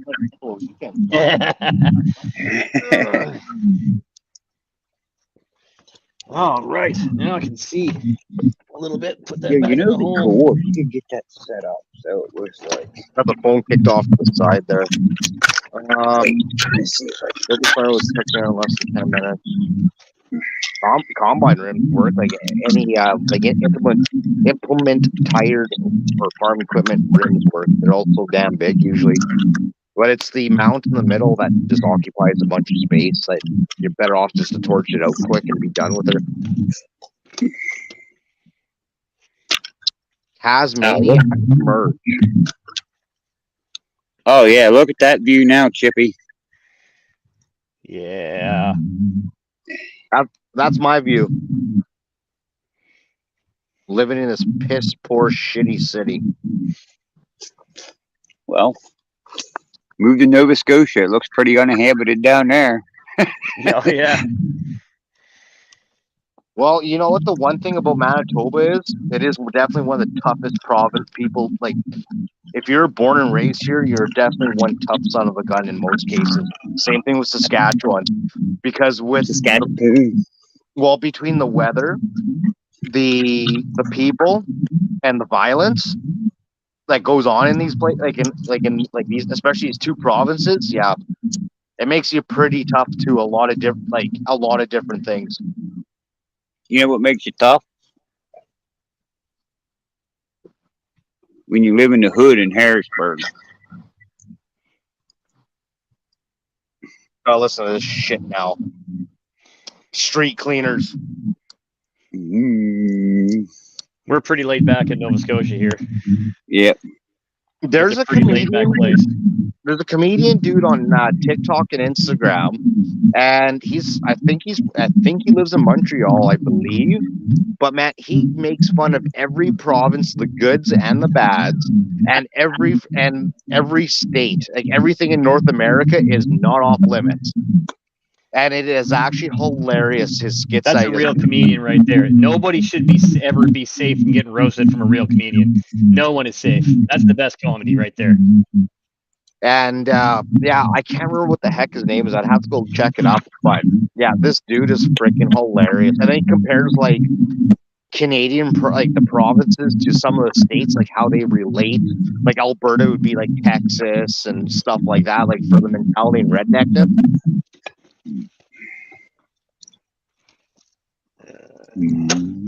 Half a quarter time. Holy crap. Yeah. Serious fire pit right there. The goat's talking smack again. You know how goat is. Goats gotta stir their pot, fellers. You know that. That's just fun. That's because you got him fired up. That's just goat. He's having fun. That's just what goat does. That's what makes him awesome, man. I mean, if he picks on you, he likes you. That's pretty much kind of the way that works, I reckon. He's kind of one of them guys, if he didn't like you, he wouldn't mess with you. There wouldn't be no fake stuff there, I guarantee you that. Oh, that's the one thing that bugs me is people with thin skin, like where you gotta tread lightly with what you say constantly around them. Yeah. I mean, yeah, you can't go, you know what I mean? You can't go calling people them names and whatnot like that, but, you know, it's also fun to, you know, pick and joke around with your friends, you know? Yeah, no doubt. But, I don't know. So how you liking that new job there, Muffler? Oh, I love it. It's gravy, man. Listen, last week was our 4-day week, so I worked Monday, Tuesday, Wednesday, Thursday, and Thursday. Okay, so this past Thursday was my Friday. I had off Friday, I had off today, I have off tomorrow. Right? No, wait. Let's get that right. The weekend before Memorial Day. This was Memorial Day week. So last week. Yeah, last week. Yeah, okay, so this is still this week, right? I'm not confused. So last week I worked 4 days, and then I had a 4-day weekend because Monday was a holiday, right? Then I worked 3 days this week. So I worked Tuesday, Wednesday, and Thursday. And Thursday was my Friday again. So I had another 3-day weekend. Now, next week we go back 5, and then I'm on 4, and then I'm off 5 days straight or something, I think. The end of my birthday from June 30th to July 5th, I'm off because we're going back down to Seneca. So, what do you do? Or what? Huh?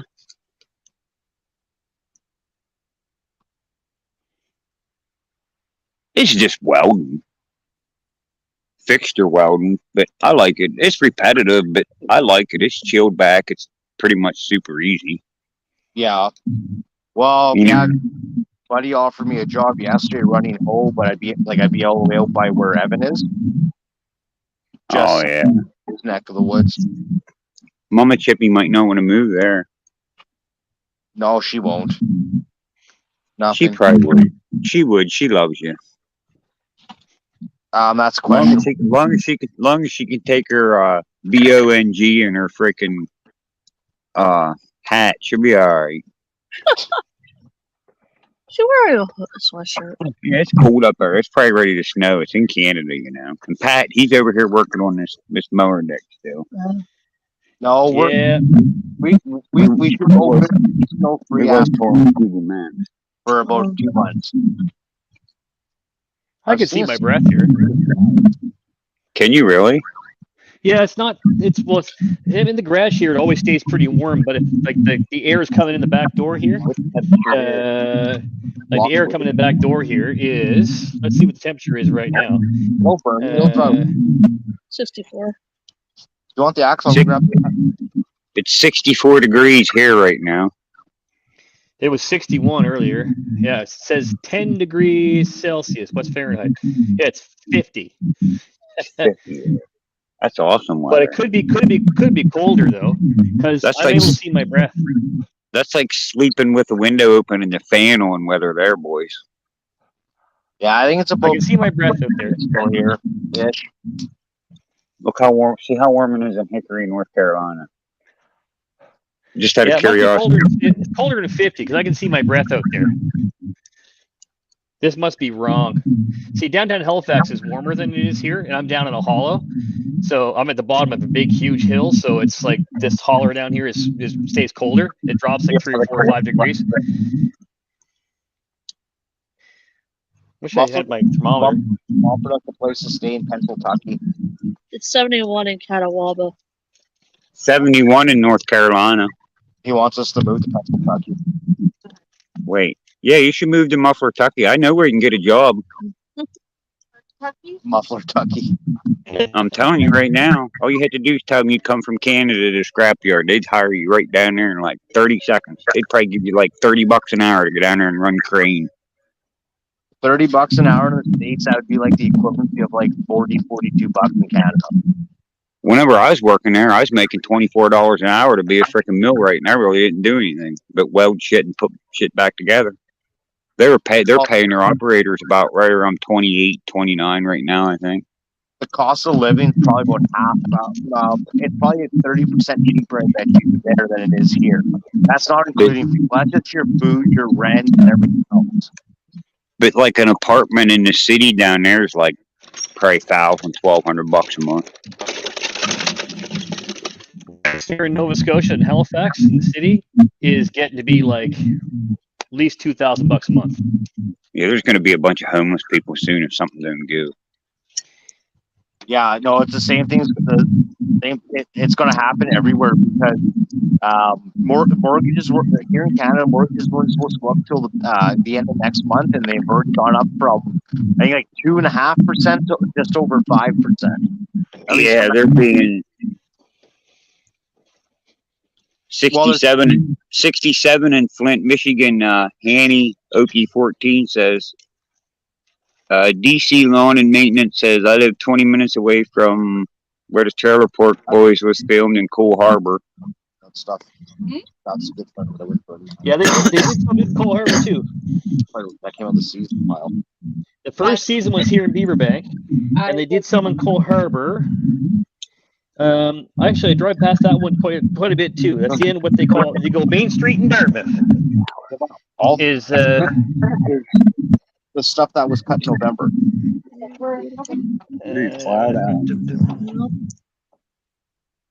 I was just sitting here hanging out with my friend Chippy and go. Mama Chippy. What's going in, buddy? See, Mama Chippy's got the idea. Just keep pounding wood on it; it'll burn. Sounds like my husband. Once you get enough on there and you get it going, it takes off. Well, Once if you get all it hot enough. I'd say throw some gas on it, but that'd be like $30. Around- Had to take out a new mortgage for that. 11, You'd have to work overtime. my chainsaw jerry can muffler is 6 liters. So I filled that with premium like 2 days ago. And the one for the lawnmower, I threw regular in there, and that's 5 liters. And it was like $23 or something, 22, $23. I think this 18-liter can cost me like $40 or something to fill it. What are you guys at right now for fuel per liter? Let me look. I filled up yesterday. I know you guys are over 2. $4.87 a gallon here right now. That's cheap. 486. I paid $2.08 a liter Okay, on the nose. you're only 2 cents. You're only 2 cents above us, or 10 cents above us. We're at 198. Hell, man. that's cheap. That's a Wait, liter. That's a Yeah, but liter. that's more than a gallon, right? 3.6 No, that's a liter. to a gallon. It works to be like over 7 or 7.25 a gallon, roughly. So how many liters are in a gallon? 3.75. Give or take. Oh, so there's like 3 3/4. Basic, yeah. So we Let me multiply see. that. Pat's probably got the calculator going. If not, I got I'll the calculator pulled up on the screen here. So that'd be like Uh, that'd be like $15 for a gallon. No, it's like 7 something a gallon, roughly. So let's see. 2.08 times say 3.78 liters equals 786 a gallon Canadian. And then we take the phone. I can convert that to US now. Yeah, it'd be like $15 American. Let me see. No, it'd be the other way around. 14 something. It'd be like 14 something. I can tell you exactly what it is to the US dollar. Just give me a sec here to pull up on the phone here. I've got a currency app that tells me the current price of the dollar. There it is, currency. So we take that and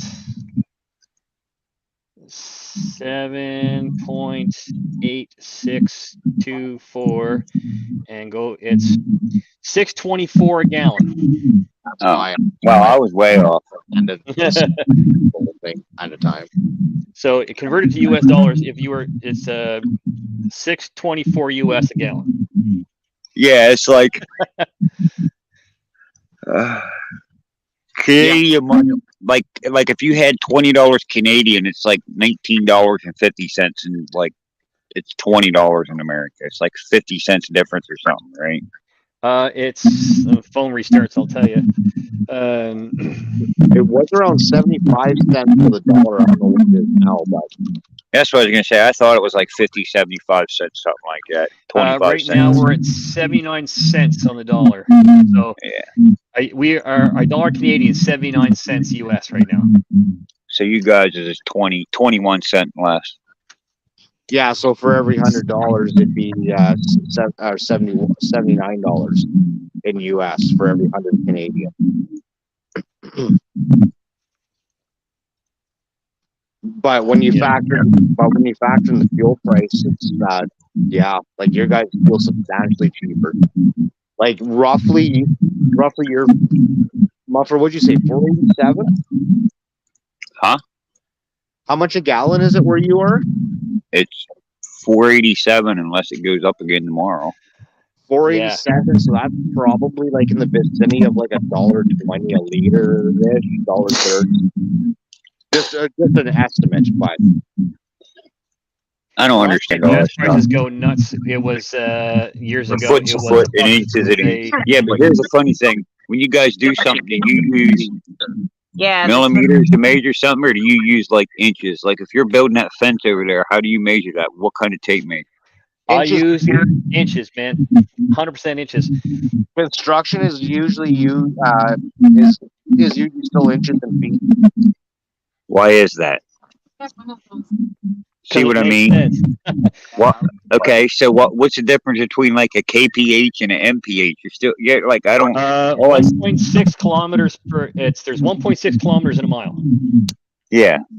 See, it's like that stuff. Just it's extra stuff that my mind can't And wrap there's- itself around. And Well, then you see, there's if you're in the metric system, it's very easy to convert from anything to anything because everything's in Yeah. like hundreds and tens and whatever. So if you have, there's 1,000 grams in a kilogram and then blah, blah, blah. But no one ever measures anything real unless you're doing in kilometers or meters, no one does anything else until you get down to centimeters and millimeters because there's things called a decimeter and all that kind of shit, which are like 10 centimeters or something. No one does that shit. You learn it in school, it's like completely useless. Like, well, yeah. then that's like hectares and hectares and Yeah. all the other. It's Yeah, ain't it an acre? Yeah, like when somebody says 2 acres, I know what they're talking about. But if someone says so many meters, square meters, I'm like, I kind of get it. Yeah, that's what I'm saying. Like it, I don't know. It's pretty cool, but it's pretty weird to me because I don't understand it all. I know there's apps and that's stuff just out there. Dates never got modernized. Yeah, pretty much. The globalists haven't got to it yet. Like I don't know how many kilograms I weigh. I know I weigh how many pounds. That's 2.2 pounds per kilogram.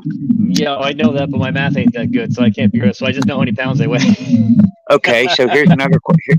Here's something else that's weird. If you go to the scrapyard in the States, they're going to pay you by the pound for like if you have beer cans or copper or whatever it is, right? Or if you take like steel, they're going to pay you by the 100 pound. So how do they do it up there? By the By the ton.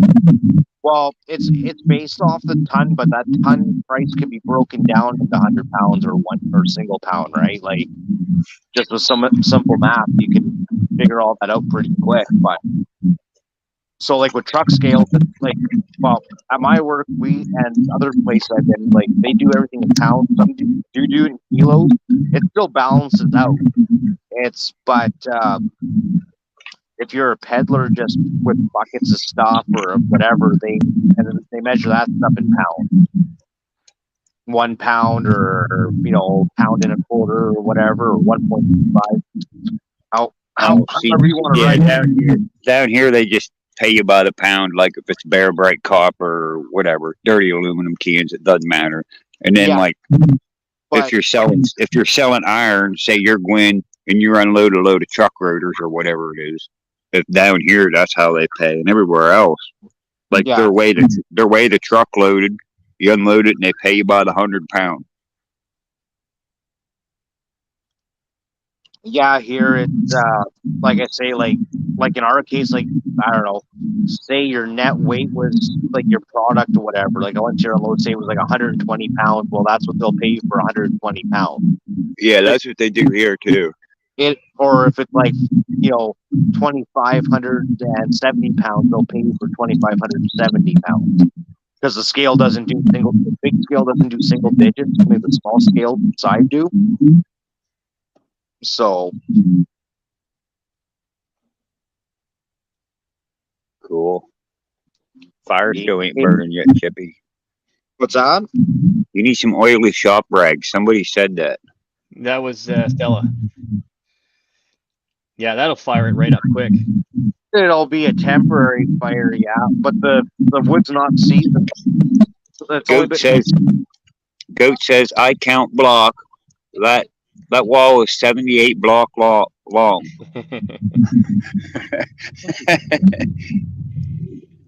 Yeah, see, I do a lot of conversions, like for standard conversions. Like I can figure out kind of like I know how many miles per hour something is in kilometers. I kind of have those milestones figured out. You're Ted Nugent. You had to have that figured out. That way you can shoot hogs. That way you can shoot hogs out the helicopter window, right? Yeah. Yeah, everybody's telling was it Mama Taz saying I need to have the cowboy hat so I can look like Ted Nugent. Oh dear Lord. Wouldn't be surprised if they're spending one.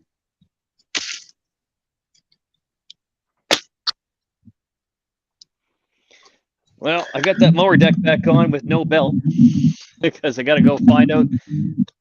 Gotta go back to old Princess Auto. Power fist. Why? What happened? Well, this stupid thing, I've been trying to figure out what size belt it takes, because the parts list says, which is one number off the model, says 95 inches, but it ain't. It's like an 89 or something. Oh, that's what you were talking about earlier. That's Yeah. what I was. So my brain was thinking the A numbers, not the actual size. When I was in Princess Auto yesterday, like I don't know why, I've just kind of zoned out. So I need like, what's this one I bought that was last year that for some reason I had a brain fart and bought. What size was that? Yeah, I have an 88 inch. So I need like an 89 or a 90 to make it work. That's what I had. Do what I I want. put that on yesterday or 2 days ago, and I should have an 89 or something because the 91 was just way too long. So Can't it's, see it.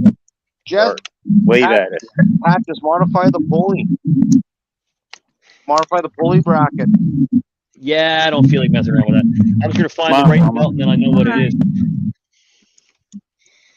Oh, Chippy's fire's burning, kinda. Look how daylight it is up there still. You know what? The sunsets would be gorgeous tonight out on the west side of the lake, side of lakes.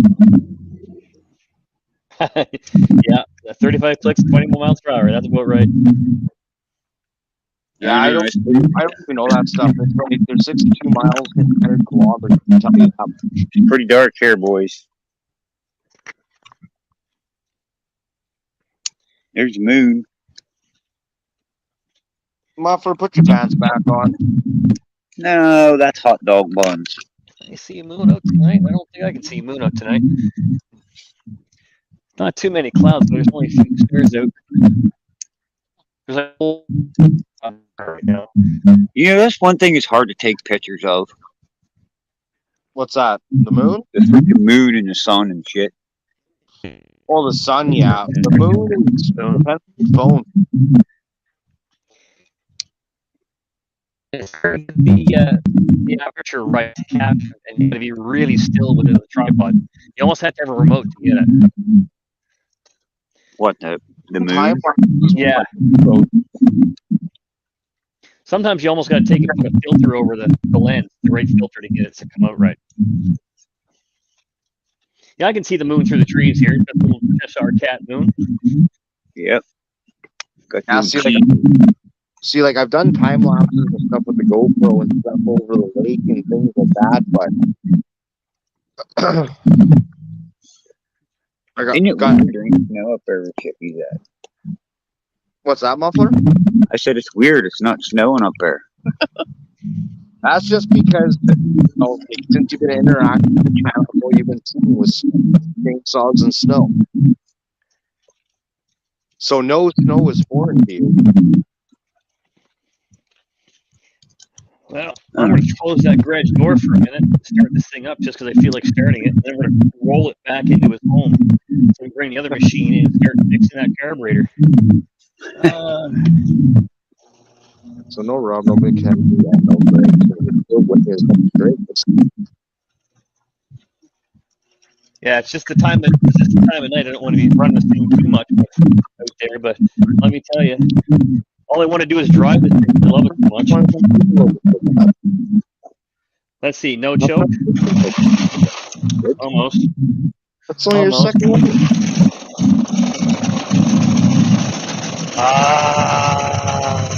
I think it comes down to my first year.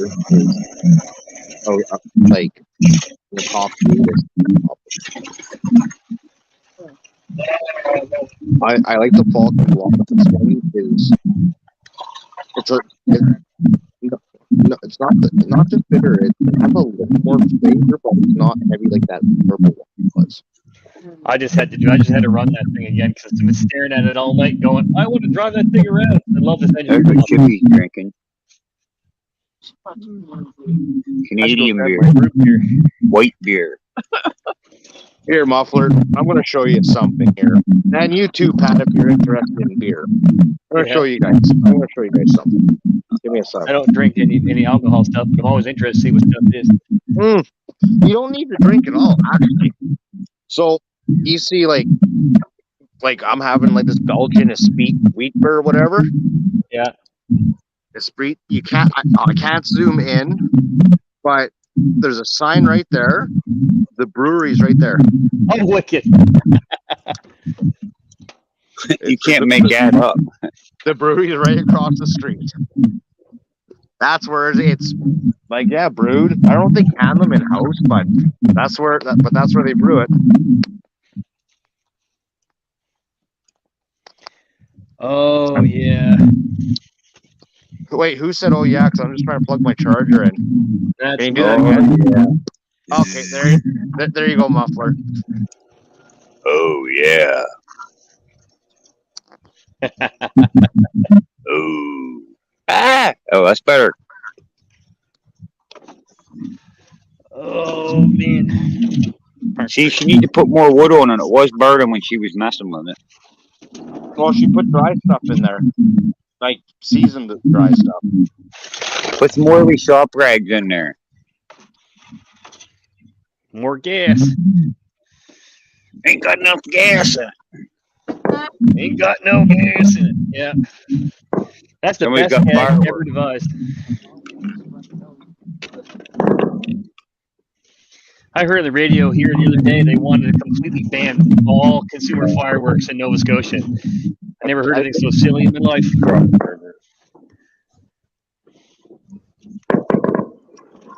Yes. We We got fireworks here going. It's not fireworks. The guy has a freaking fireworks shop setting off big stuff across the river.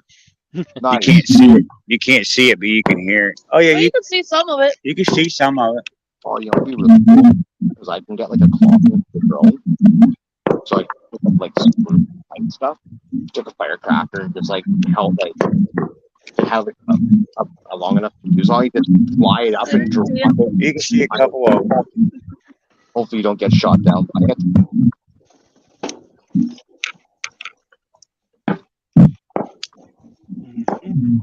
I mean, check for Joe for that. That's like, You guys can't hear that?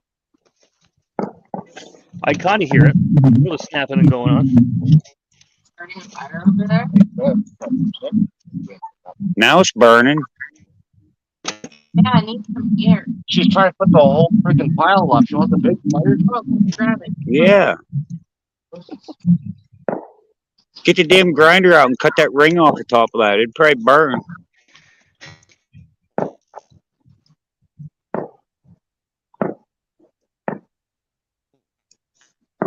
That's why I took the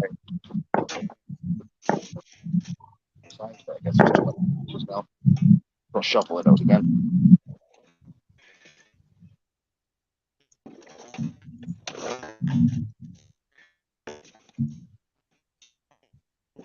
That's why I put that stuff on, because it has to ignite, so it has to dry out on the embers.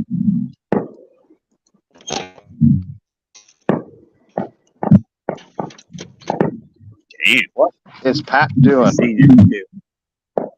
Oh, hey Muffler, did you ever get a chance to go poking through the shed of bird yet, or what?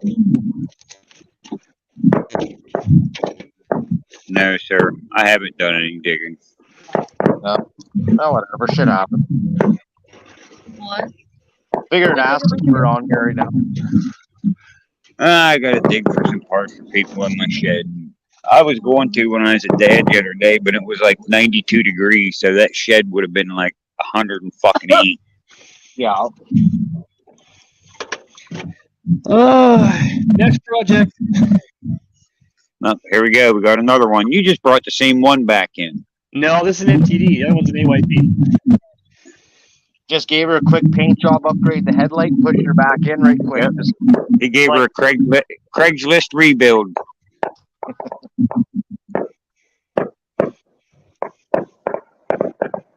Damn.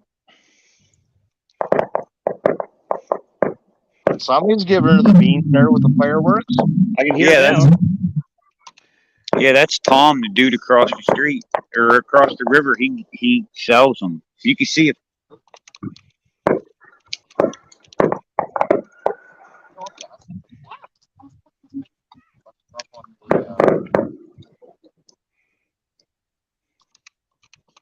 Brushing up. That's why the axe is good. Ugh.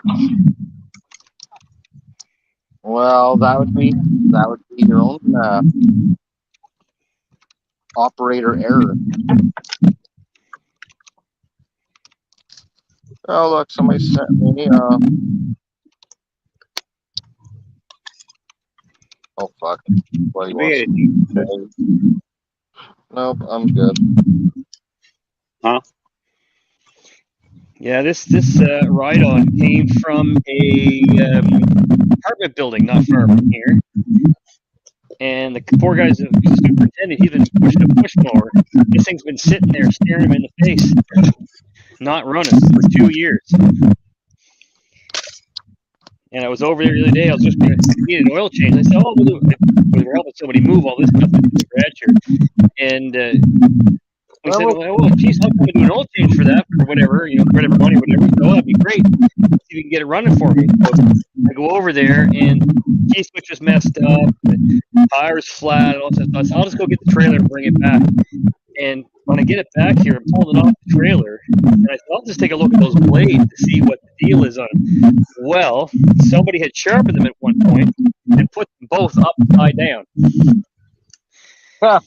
So both blades are bent, curled down like this because the mulching wings, problem for lifting everything, now pointed towards the ground, and they caught them on something, so they're all curled up underneath, down, and all messed up. So I got 2 new blades for it. And I did get a tube for that tire, but I don't think that there's a hole in the tire or anything like that. It's in good shape. I think just the valve stem is screwed up and leaking, so I'll just put a new valve stem in instead of a tube. Heck with that. Just do valve stems. I got valve stems here somewhere. When we run out of good parts, then I don't hear about it. That's all. One cool thing about this thing was the key switch on this. They show you the parts listing. It's got one of those reverse lockout things, so you can't mow in reverse unless you turn the key to the middle position and then push the button in, and then it glows red that you can back up and go in reverse. The mower's engaged. And these switches are, it says in the part book, there's all these different switches that are all the same. They have different part numbers. And they want like $100 retail for the whole assembly on this thing. So I just ordered one that books it, they're gonna fit, slapped it in, and works perfect. Well, when you come down there before the double bridges, they on the rev limiter, you hear it, it's like dee. That sounds like really That's over. It's down the alleyway. Yeah, so check this out.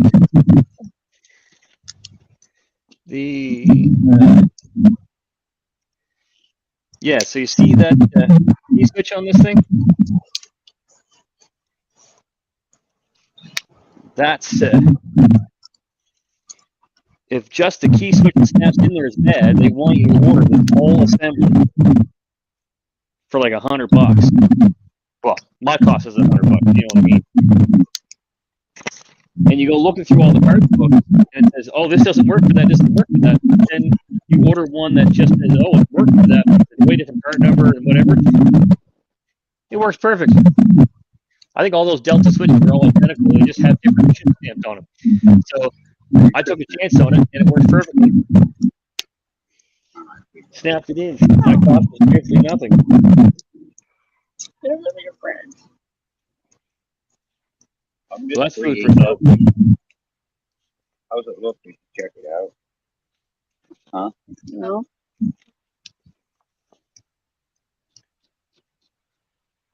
Yeah, I usually run my chain backwards and run diesel fuel. My chain lasts longer if I run it backwards, and if I run diesel fuel myself, I run diesel fuel myself, and then I don't have to pre-mix the oil. So. That's what I tell everybody. I wonder how long that would actually last. I don't know. I've talked to people about that diesel chainsaw. You know, I don't think you could get. That's a lot of compression. Oh my god. Can you imagine? Well, it's just trying to start it, is the issue, right? Like, I and thought about trying to put like a Yanmar and build a chainsaw with it. One of those big competition saws where two guys have to lift the chest 350, right? Something like that. Yeah, but I'm talking like a little 2-cylinder turbo diesel Kubota or something. Put like a great Oh, big that'd be crazy amazing. turbo on it. That'd be epic, man. It would just Wouldn't take like a you. while, but you'd be able to put the beams to it. That's what I'm saying. It'd be all torque. Build like a tripod for Yeah, propane inject. it. Yeah, inject some propane in it. Put like a 70mm turbo on it. a little whistle goes a long way, right? Yeah.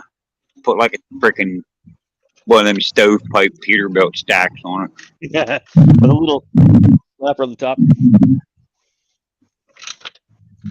Well, This is like full service small engine here, boys. the semi Well, we're build, getting her done. as long as you exhaust turbine set up. Jack her up with a pulley, that usually helps it. Well, there you go. Yeah, right on the pulley, right? Bend her up good. Give you something to replace. That keeps the belt on there when it's bent up better like that. Down. You put it Better get the take the phone over here and you guys see how bent one of those blades is. of it. Chippy's finally got a little flame out of that thing. Oh, the wife's been working.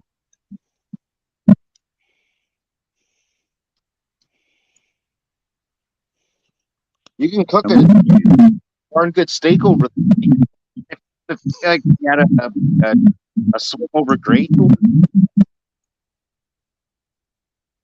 Yeah, I thought about different stuff, but I just never had the ambition to do it, to be honest with you.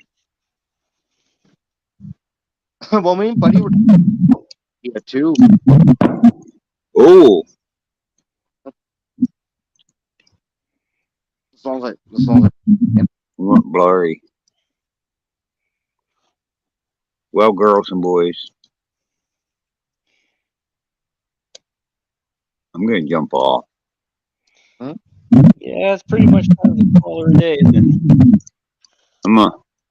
I'm gonna end her here and enjoy this fire a little bit with my wife, all that good stuff. But yeah, thanks for having me on, Pat.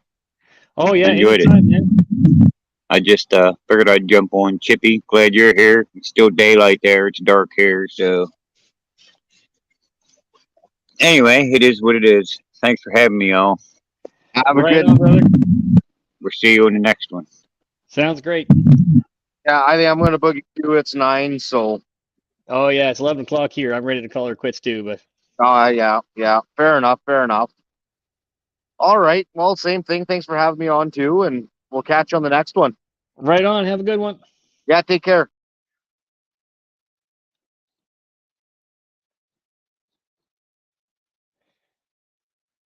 Anybody still here? I'm still fixing stuff for a little bit here. Right on, goats. Thanks for dropping in.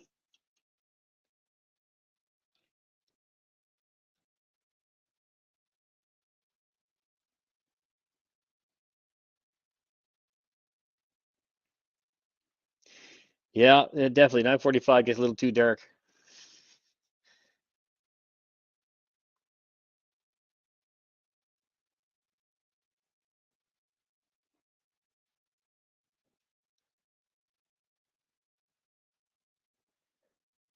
Mobile device.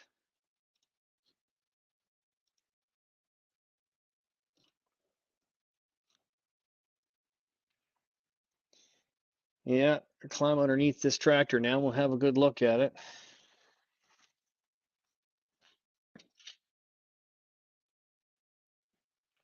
Yeah, check this out.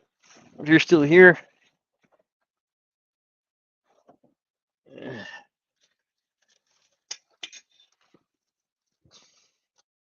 I don't think that's supposed to be that way. Yep, so we put them blades on upside down. And that one's all curled up like a pig's tail. There you go. I don't think that's factory.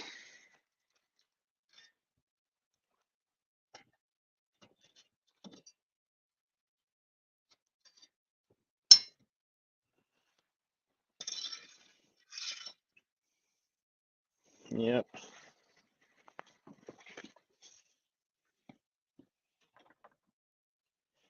Yeah. See, I think, hey, Yoki, you're here and someone else is here. Ghost just left, I think.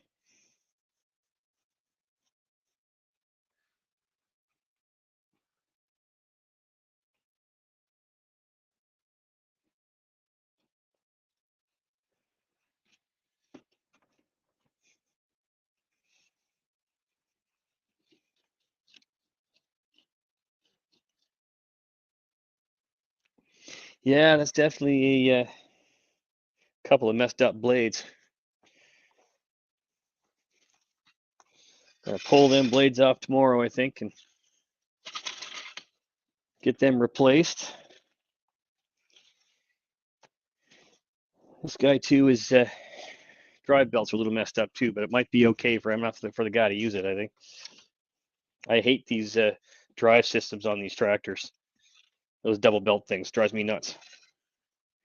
Drives me crazy.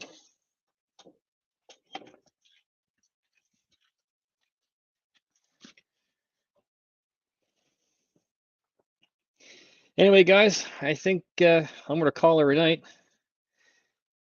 It's been the longest live stream in history, I think, but it's been fun. Who's still with me?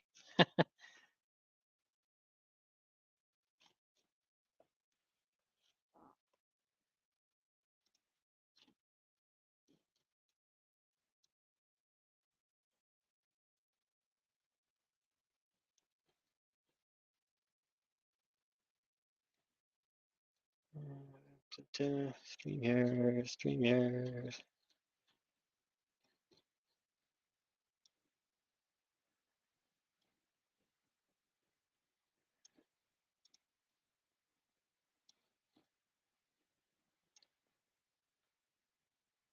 He's going 3 and 2. Anybody still here with me? I've only been going since 7:30, and it's 11 o'clock now.